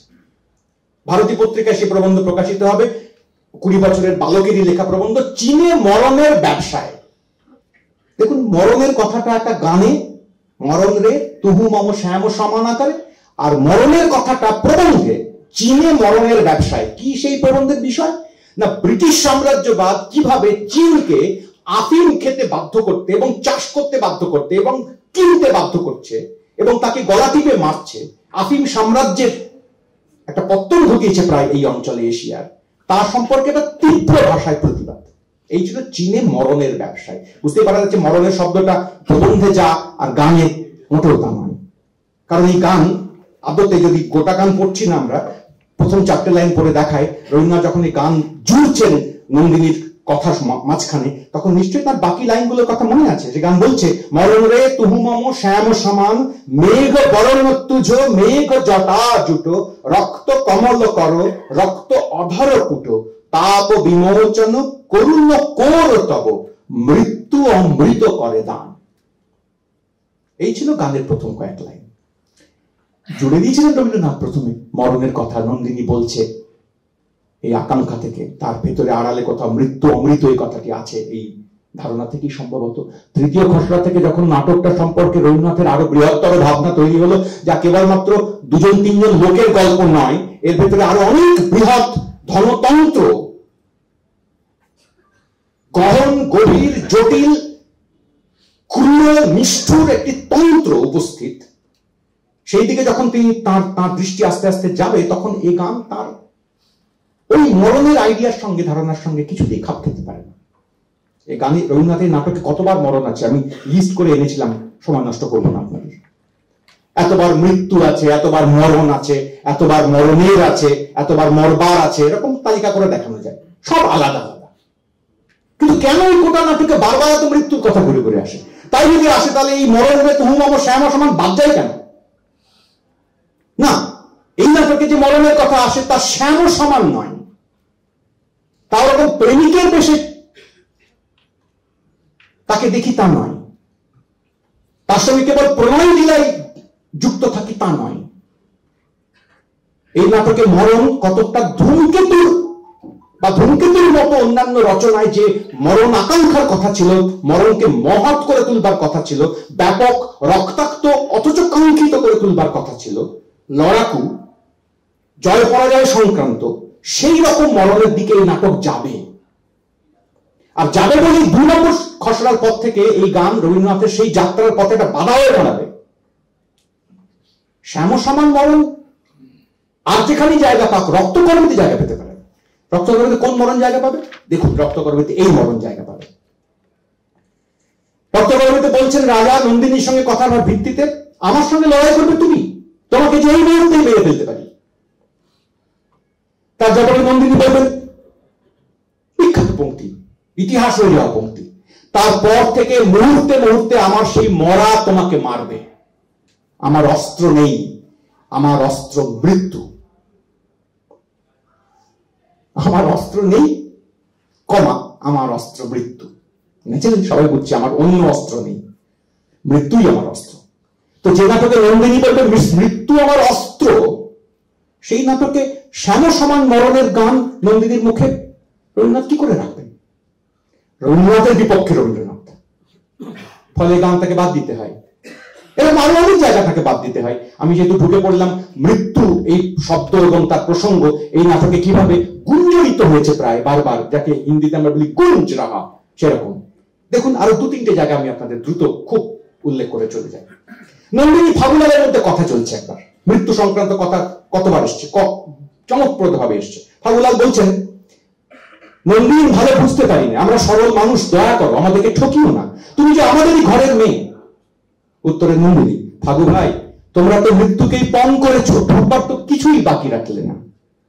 নন্দিনী, তুমিও তবে আমাদের সঙ্গে সঙ্গে চলো। নন্দিনী উত্তর, আমি তো সেই জন্যই বেঁচে আছি ফাগুলাল, আমি চেয়েছিলাম রঞ্জনকে তোমাদের সকলের মধ্যে আনতে, ওই দেখো এসেছে আমার বীর মৃত্যুকে তুচ্ছ করে। ফাগুলাল, সর্বনাশ, ওই কি রঞ্জন নিঃশব্দে পড়ে আছে? তার উত্তর দিচ্ছে নন্দিনী এবারে, নিঃশব্দে নয়, মৃত্যুর মধ্যে তার অপরাজিত কণ্ঠস্বর আমি যে এই শুনতে পাচ্ছি, রঞ্জন বেঁচে উঠবে, ও কখনো মরতে পারে না। এরকম আমি অজস্র, আমি ১২-১৫টা এরকম জায়গা আপনাদের কাছে হাজির করে দিতে পারি। শেষ এইটুকু বলে আমি অন্য প্রসঙ্গে চলে যাব।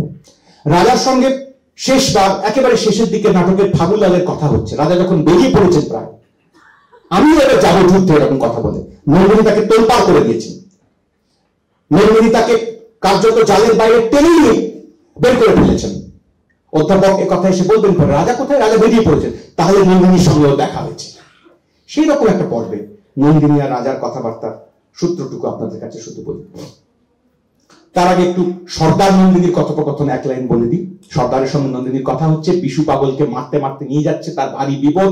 নন্দিনী সর্দারের সঙ্গে গিয়ে মুখোমুখি তর্ক করছে, কেন এরকম করছো তোমরা, সেই প্রসঙ্গে সর্দার বলছেন, সত্য কথাটা তোমাকে বলে যায়, বিশুর বিপদ ঘটিয়েছো তুমি। নন্দিনী, আমি? সর্দার, হ্যাঁ তুমি।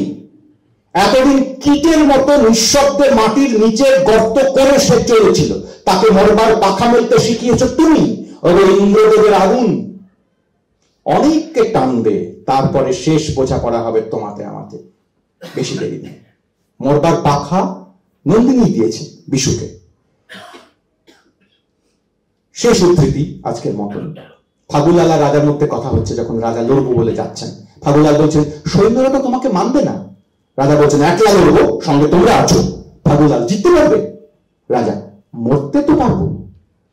এতদিনে মরবার অর্থ দেখতে পেয়েছি, বেঁচেছি।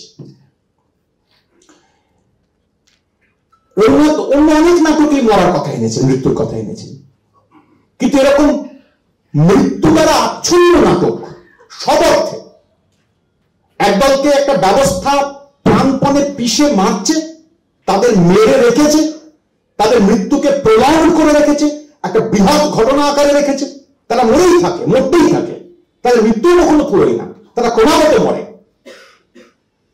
আরেকটি ব্যবস্থা একই ক্ষেত্রে দাপটের সঙ্গে জানান দিতে চায় যে মৃত্যু কি করে বাঁচবার সমান হতে পারে, মরলেই তবে বাঁচা যাবে। এমনকি শেষ পর্যন্ত রাজাও এই কথা ঘোষণা করে বসেন। আপনাদের নিশ্চয়ই নজরে পড়বে এই নাটকে রাজা, আমাদের অনেক সময় আকাঙ্ক্ষা হতে পারে, রাজাকে কেন দূরে মুচড়ে ভেঙে নন্দিনী শেষ করে দিচ্ছে না, কেন নাটকের শেষ প্রান্তে রাজারও হাত ধরে চলে যুদ্ধে যায় বলছেন একটা কথা বলার চেষ্টা করছে, রাজা যাচ্ছেই না কেন?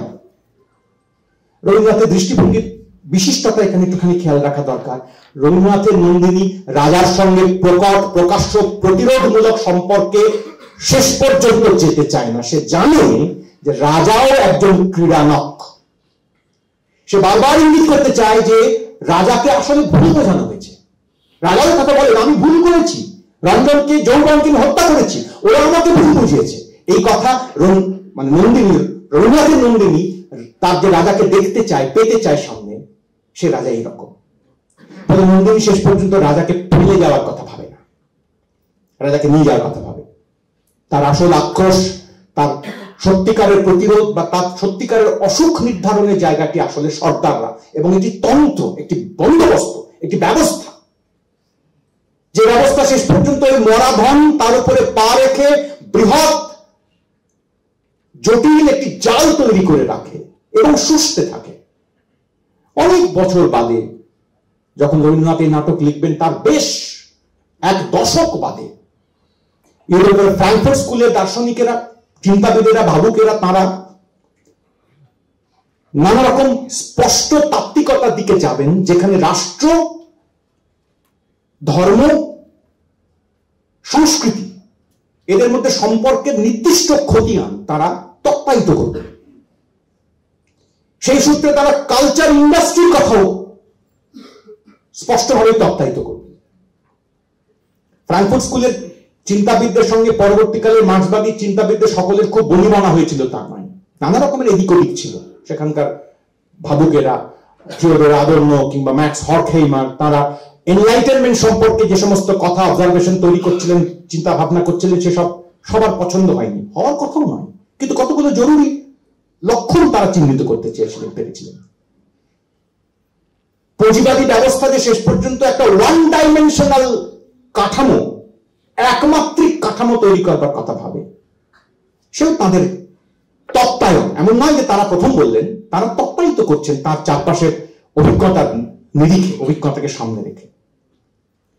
রবীন্দ্রনাথ এই নাটকে কার্যত সেই সম্পর্কটি, আমার মতে, আমার জানা মতে, বাংলা সাহিত্যের ইতিহাসে, সংস্কৃতির ইতিহাসে রাষ্ট্র, ধর্ম আর সংস্কৃতি এদের মধ্যেকার যে নির্দিষ্ট যোগ সাজস, রাষ্ট্র শেষ পর্যন্ত সংস্কৃতিকে কিভাবে নিয়ন্ত্রণ করে, তৈরি করে, প্রডিউস করে, বানায় এবং ব্যবহার করে, এবং ধর্মতত্ত্বকেও, ধর্মীয়তাকেও, ধর্মগুরুদেরকেও কিভাবে রাষ্ট্র নিজের জন্যই কার্যত নিয়োগ করে, এই সম্পর্ক এত প্রাঞ্জল, এত স্পষ্ট, এত এত এত এত খোলাখুলি বিবরণ রক্তকর্মের আগে বাংলার আর অন্য কোনো রচনাতে নেই, কোন রচনাতে নেই।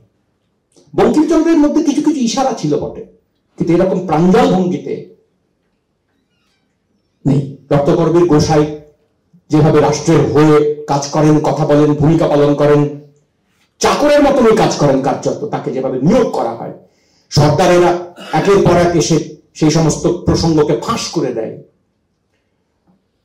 এবং শেষ পর্যন্ত এই সমস্ত ফাঁসকে অতিক্রম করে প্রায় বাইরে থেকে আসা নন্দিনী এই নাটকে তো বাইরে থেকে এসেছিল। সকলে আমরা জানি নন্দিনীর নামও প্রথমে নন্দিনী ছিল না, নন্দিনীর নাম দুধাপ অতিক্রম করে খঞ্জনী, খঞ্জনা, সুনন্দা এইসব নাম কাটতে কাটতে বদলাতে বদলাতে রবীন্দ্রনাথ নন্দিনীতে এসে পৌঁছেছিলেন। এই নন্দিনী প্রসঙ্গে এসে পৌঁছানোর বিষয়টা চমকপ্রদ কোইন্সিডেন্স। আবার কোইন্সিডেন্স উল্লেখ করে আমি আমার কথা গুটিয়ে নিয়ে আসবো লাঙ্গল থেকে একটা দুটো এক্সাম্পল আপনাদের সামনে পড়ে। নন্দিনীর নামের এই যে বিবর্তন, তার লিটারারি ভ্যালু কি, তাৎপর্য কি, সব তো আছে, অনেক অনেক রকম কথাবার্তা সেসব নিয়ে বলা যায়। কিন্তু নন্দিনী এই নামটি, এই কথার শব্দটি নজরুল তার লেখাতে ব্যবহার করেছেন কিভাবে, আমি সেইটা আপনাদের সামনে একটু একটা দুটো লাইন শুধুমাত্র পড়ে দেখাবো। আর সেই সূত্রে আমি আপনাদেরকে বলবো যে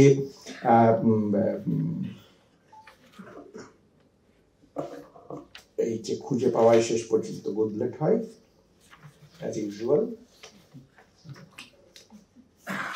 হ্যাঁ, পেয়েছি। এই ধূমকেতুতে 17 নভেম্বর ধূমকেতুর পাতায়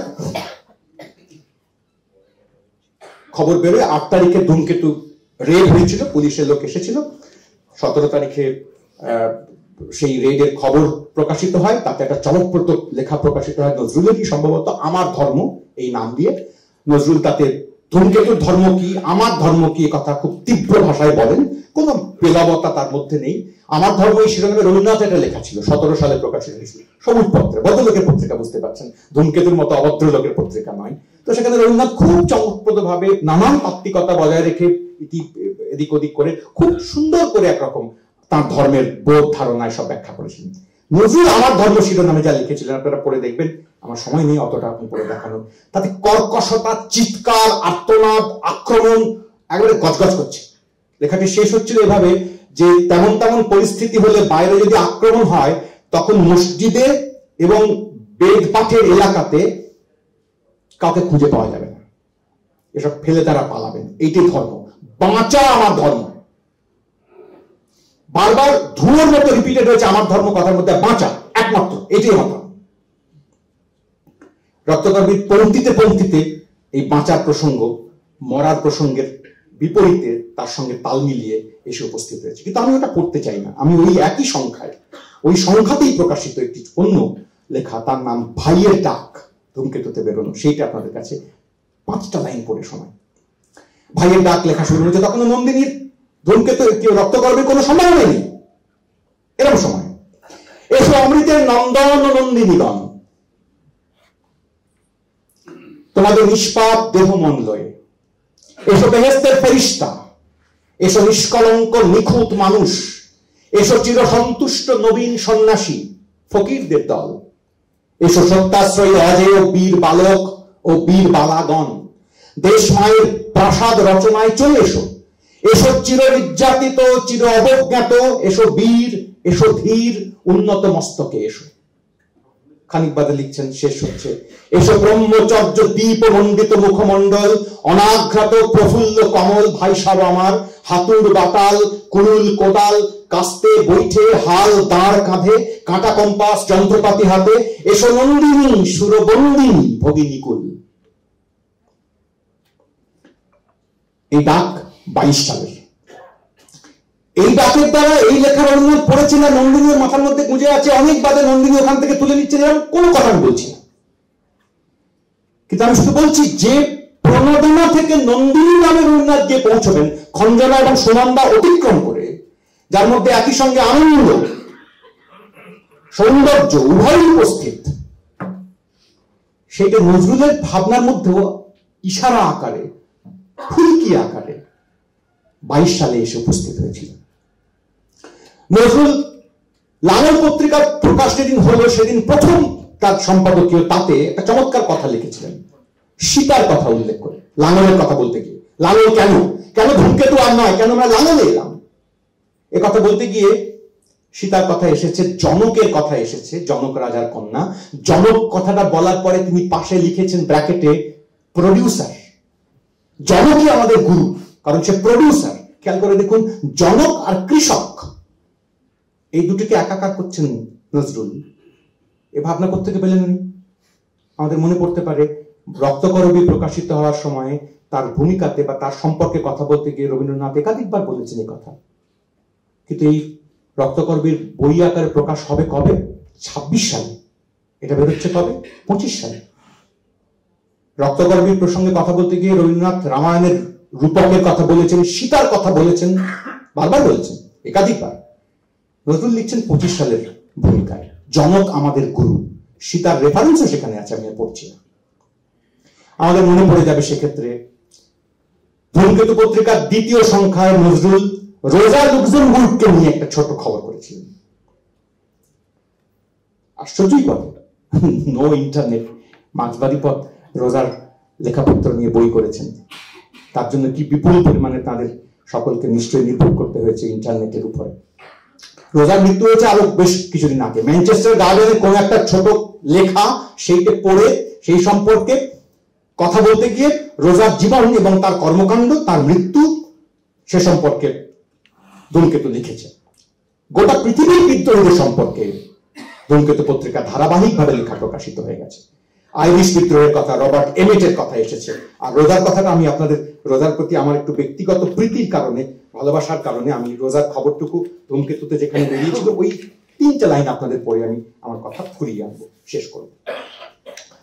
রোজার কথাতে লিখতে গিয়ে লিখছেন, ধূমকেতু পত্রিকা লেখাটির যে বিভাগে ছাপা হতো সেই বিভাগের নাম হচ্ছে পরদেশী পঞ্জি। সেইখানে এই রোজার খবর ছাপা হচ্ছে। পেলাম বলে মনে হচ্ছে না, আমি প্রিন্ট করতে ভুলে গেছি, সরি, পড়ে শোনাতে, হ্যাঁ পেয়েছি। বিদ্রোহী বীরাঙ্গনা সেই লেখার নাম। সম্প্রতি ম্যানচেস্টার গার্ডিয়ান কাগজে এক মহিষী মহিলার কীর্তি কাহিনী প্রকাশ হয়েছে। এই মহিলার নাম রোজা লুক্সেমবার্গ। বিশ্বাস করুন, ধূমকেতু পত্রিকায় 1922 সালে নজরুল ইসলাম তেমন লেখাপড়া জানা নয়, তাকে বলে স্কুল কলেজ বিশ্ববিদ্যালয়ে খুব বেশি দূর পড়েননি, তিনি 1922 সালে রোজা লুক্সেমবুর্গ সম্পর্কে লিখছেন বিদ্রোহী বীরাঙ্গনা বলে। সম্ভবত এটি একমাত্র বাংলা কাগজ যাতে রোজা সম্পর্কে এরকম একটা খুব প্রীতিস্নিগ্ধ একটা লেখা ওই সময় 100 বছরের বেশি আগে প্রকাশিত হয়েছিল। তারপর রোজার একটু পরিচয় দিয়েছেন, শেষ করছেন এইভাবে। জার্মানির রাজতন্ত্রের বিলোপের সঙ্গে সঙ্গে রোজা মুক্তি লাভ করেন এবং যখন সংঘবাদকে ব্র্যাকেটে কমিউনিস্ট বলা হয়েছে, অনেক সময় এভাবে বলা হতো, প্রচার উদ্দেশ্যে একখানি সংবাদপত্র প্রচার করেন। এই কাগজে ইনি যেসব সম্পাদকীয় প্রবন্ধ লিখতেন তা যেমন অকাট্য যুক্তিপূর্ণ তেমনি কার্যকরী হতো। জার্মানিতে একদল লোক আছে যারা এখনো রাজতন্ত্র প্রতিষ্ঠার পক্ষপাতী। এরাই প্রতিহিংসা পরবশ হয়ে এই মহিলাকে গুপ্তভাবে হত্যা করে। স্বাধীনতার ইতিহাসে এই নারীর নাম চিরোজ্জ্বল হয়ে থাকবে।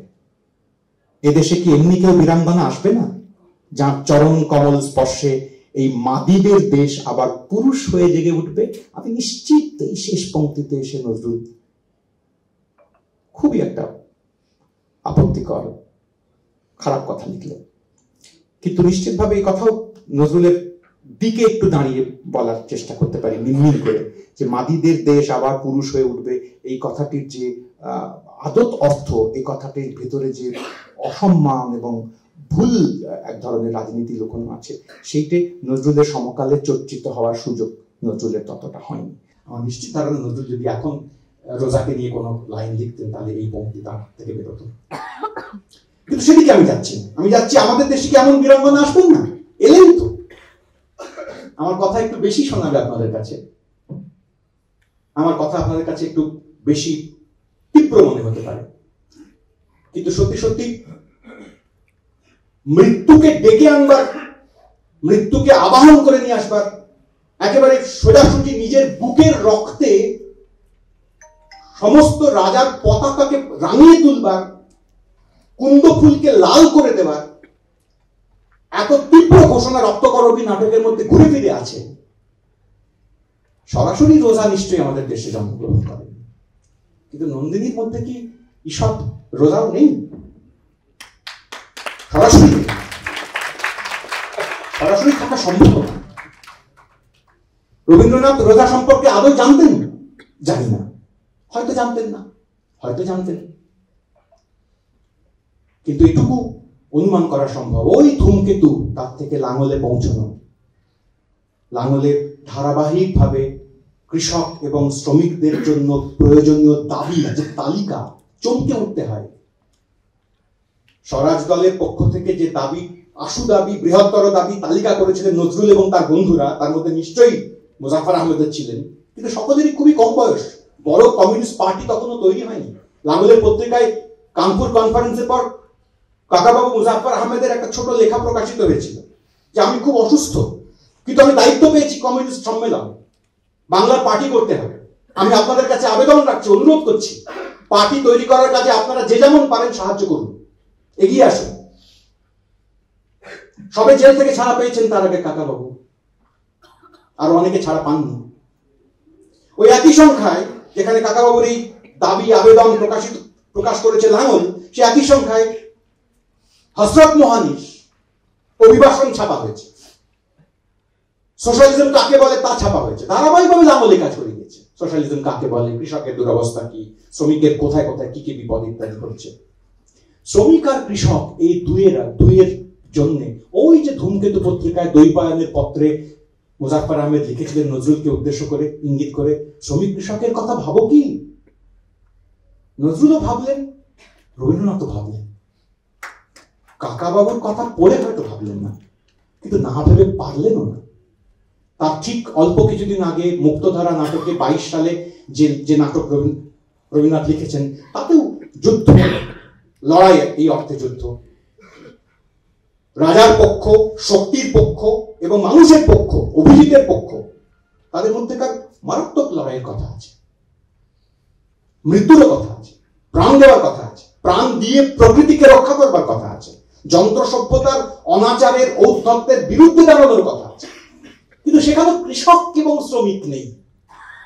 তখনও পর্যন্ত রাজপুত্রই বিপ্লবের নেতৃত্ব দিচ্ছে, তখনও পর্যন্ত রাজপুত্র অভিজিৎই রুখে দাঁড়াচ্ছে যন্ত্র সভ্যতার বিরুদ্ধে, তারই হাতে বাঁচানোর, বাকিদেরকে বাঁচানোর ভার দায়।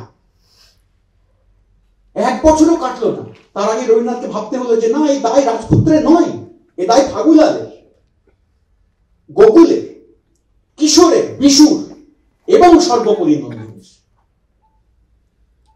রঞ্জনের মৃতদেহ পড়ে রয়েছে সামনে, এতক্ষণ পর্যন্ত সারাদিন যে নন্দিনী রঞ্জন আসবে আসবে আসবে করে চিৎকার করে গেল, সে মৃতদেহ দেখতে পাওয়ার পরেও সে মৃতদেহের উপরে হাহাকার করে গিয়ে লুটিয়ে পড়ল না, সে কান্নায় ভাসিয়ে দিল না, তার এতদিনের অপেক্ষা চুরমার হয়ে গেছে এ কথা সে প্রাণপণে চিৎকার করে বলল না, সে যুদ্ধে চলে গেল।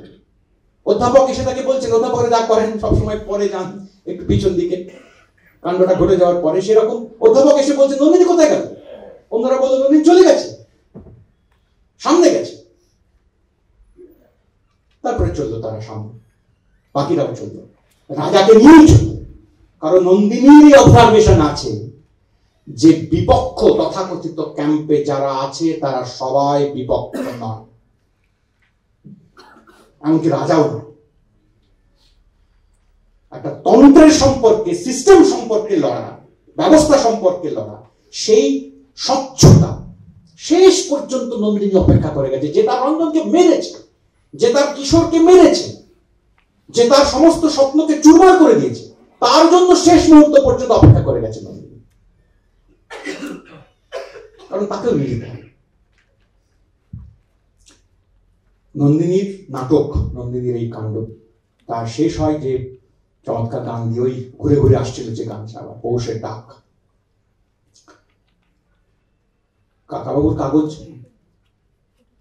মুজাফফর আহমেদের কাগজ, নজরুলের কাগজ, তাতে দাসত্ব নামক একটা লেখা প্রকাশিত হতো দুর্গামোহন মুখোপাধ্যায় ধারাবাহিকভাবে, বিউটিফুল, অপূর্ব, এত আশ্চর্য, স্বচ্ছ, ভালো লেখার নাম দাসত্ব, কিভাবে বিভিন্ন সিস্টেম দাস তৈরি করে, তার একটা ধারাবাহিক, একটা অনেকগুলো সংখ্যায় লাঙল, এবং এই সংখ্যাগুলোতে গণবাণীর একের পর এক যে সমস্ত লেখা প্রকাশিত হয়েছে সে চমকে চমকে ওঠার মতো নাকি। লেনিনকে নিয়ে লেখা, মার্কসকে নিয়ে লেখা, আপনারা সবাই জানেন কমিউনিস্ট ম্যানিফেস্টো কয়েক সংখ্যা বাদে বাদে বাংলায় প্রথম প্রকাশিত হয়েছিল। আপনারা কেউ জেনে একটু পুলকিত হতে পারেন, আমি খুবই হয়েছিলাম যে গণবাণী পত্রিকা প্রথম সংখ্যায়, যে সংখ্যায় লাঙল গণবাণীর সঙ্গে মিশে গেল, কাকাবাবু দায়িত্ব নিলেন, সেই গণবাণীর প্রথম সংখ্যায় প্রকাশিত হয়েছিল জীবনানন্দ দাশগুপ্তের একটি কবিতা, যে সংখ্যায় কমিউনিস্ট ম্যানিফেস্টোর বাংলা তর্জমা প্রকাশিত হয়েছিল। ওই গোটা গণবাণীতে জীবনানন্দের একটি কবিতা আছে, ওইটি। সেখানেও সেই কবিতা খুব প্রতিবাদী, খুব জীবনানন্দ সুলভ নয়। এই গোটা কর্মকাণ্ডের মাঝখানে শেষ পর্যন্ত যা কেবল খানিক রোমান্টিক মৃত্যুর প্রতি আকাঙ্ক্ষার কথা বলে শুরু করেছিল ধূমকেতু, 22 সালের মুক্তধারাতেও একটা মৃত্যু সমাধান আকারী প্রায় এসেছিল। মুক্তধারা তাকে ভাসিয়ে নিয়ে গেছে কোলে করে, এই বলে শেষের দিকে 24-এর নাটকে রক্তকরবীতে সে মৃত্যু কেবলমাত্র আর একটা রোমান্টিক আইডিয়া আকারে এলো তা নয়, বরং একটা দার্শনিক সম্ভাবনা নিয়ে এলো। আর লাঙল পত্রিকা 25 সালে যখন প্রকাশ হলো এবং গণবাণীতে গিয়ে তা মিশল, ধীরে ধীরে ক্রমাগত, আমাদের অনেকে পছন্দ হবে না হয়তো গণবাণীর পত্রিকার সংখ্যাগুলো, প্রথম সংখ্যাগুলো দেখলে মনে হবে নজরুলের পত্রিকার ওই যে ঝাঁঝ আর ওই যে তেজ, ওই উচ্ছলতা, সেটি গণবাণীতে আর নেই। গণবাণী অনেক বেশি কেঠো, সমাবেশের খবর থাকে, সম্মেলনের খবর থাকে, কঠিন রাজনৈতিক লেখাপত্র বেশি বেশি করে থাকে। পত্রিকা নাচে না তেমন, পত্রিকা অনেক ফোকাস, এতটাই ফোকাস পত্রিকা। আপনি দেখুন, আমি আপনাদের একটা বিজ্ঞাপন পড়ে শোনাই, এটাই শেষ আমার কথা। সেই বিজ্ঞাপনের, সাবানের বিজ্ঞাপন, বুঝলেন, সাবানের বিজ্ঞাপন প্রকাশ করছে, তার থেকে বুঝতে পারা যাবে যে কি ছিল নজরুলের ইশারা বা ইঙ্গিত। ধূমকেতু পত্রিকায় সাবানের বিজ্ঞাপন বেরিয়েছিল। অনেক বিজ্ঞাপনগুলো দেখলে একটা আলাদা চমৎকার 2 ঘন্টার বক্তৃতা হতে পারে। এই পত্রিকাগুলোতে যে সমস্ত বিজ্ঞাপন ছাপা হতো, তার কপি কারা লিখতেন, তার মধ্যে দিয়ে কি পলিটিক্স প্রকাশিত হতো, পরে গণবাণীতে কিরকম বিজ্ঞাপন এলো, সব চর্চা করা যেতে পারে। কিন্তু ধূমকেতুর একটা বিজ্ঞাপন আমি আপনাদের দৃষ্টি আকর্ষণ করি, সেই বিজ্ঞাপন ধীরে ধীরে গণবাণীতে কমে গেল। এইরকম বিজ্ঞাপন, বিজ্ঞাপনটা সাবানের, কেমন, কিন্তু বিজ্ঞাপনটা শুরু হচ্ছে সর্বসাধারণের শত্রু এই বলে। হ্যাঁ, আপনি ভাববেন একটা খবর ছাপা হয়েছে কোথায়। তারপরে সেই বিজ্ঞাপন গোটাটা চমৎকার লেখা, নজরুলই সহযোগিতা করে থাকবেন হয়তো, দেখিয়েছে যে বাজার চলতি অন্যান্য সাবান কেন জনসাধারণের শত্রু, আর আমার কোম্পানির সাবান কেন, সেই কথাটা আপনাদের সামনে ধরে দিচ্ছে। এই সর্বসাধারণের শত্রু, এই কথাটুকু সাবানের বিজ্ঞাপনের জন্য যারা ধূমকেতুর পাঠক, তারা সর্বসাধারণের শত্রু, এই কথা কিন্তু অনেক বেশি আলোড়িত হবে। এই কথা মাথায় রেখে বিজ্ঞাপনের কপি লেখা হয়েছে। এই পত্রিকাগুলো ধারাবাহিকভাবে বাংলায় যে সমস্ত বিপ্লব সংক্রান্ত লেখা প্রকাশ করে গেছে, তাদের বইপত্র, সে সংক্রান্ত বই, তার বিজ্ঞাপন প্রকাশ করে গেছে। নভেম্বর বিপ্লব নিয়ে, অক্টোবর বিপ্লব নিয়ে বই, বিপ্লবের পঞ্চঋষি হেমন্ত সরকারের বই প্রকাশ করে তার বিজ্ঞাপন করে গেছে। অবশ্য এরকম এই বিজ্ঞাপনগুলো নিয়ে একটা স্বতন্ত্র লেখা হতে পারে। আমি যেটা শেষ করছি এটা বলে, একটা মৃত্যুর ডাক ছিল ধূমকেতুর মধ্যে, ধূমকেতুর মধ্যেই মৃত্যুর ডাক লুকোনো আছে, মরতেই চলেছে, এক্ষুনি পুরোবে, ওটা তো ধরন। কিন্তু লাঙল তার প্রধান কাজ ইশারা, ইঙ্গিত প্রডিউস করা, সৃষ্টি করা। ওই মেটাফর থেকে এই মেটাফরে নজরুল এবং মুজাফফর আহমেদ তারা এসে পৌঁছবে না, যা ওভারটলি মৃত্যুর কথা বলে, মৃত্যুই তার আশ্চর্য বিলাসিতারও মতন, তার নিয়তির মতন। সেখান থেকে লাঙল, যার ফালের সীতার জন্ম হয়, যিনি জনকের কন্যা, যার সঙ্গে গোটা কৃষক সমাজকে জনক এই শব্দ দ্বারা চিহ্নিত করে দেওয়া যায়, এইখানে এসে পৌঁছলেন এরা। এর মাঝখানে জলজল করছে শ্রমিক এবং কৃষক এই উভয়ের আকাঙ্ক্ষা, উভয়ের পীড়ন, উভয়ের প্রতিরোধ সে সম্পর্কিত বাংলার এতাবৎ লেখা সেরা নাটক।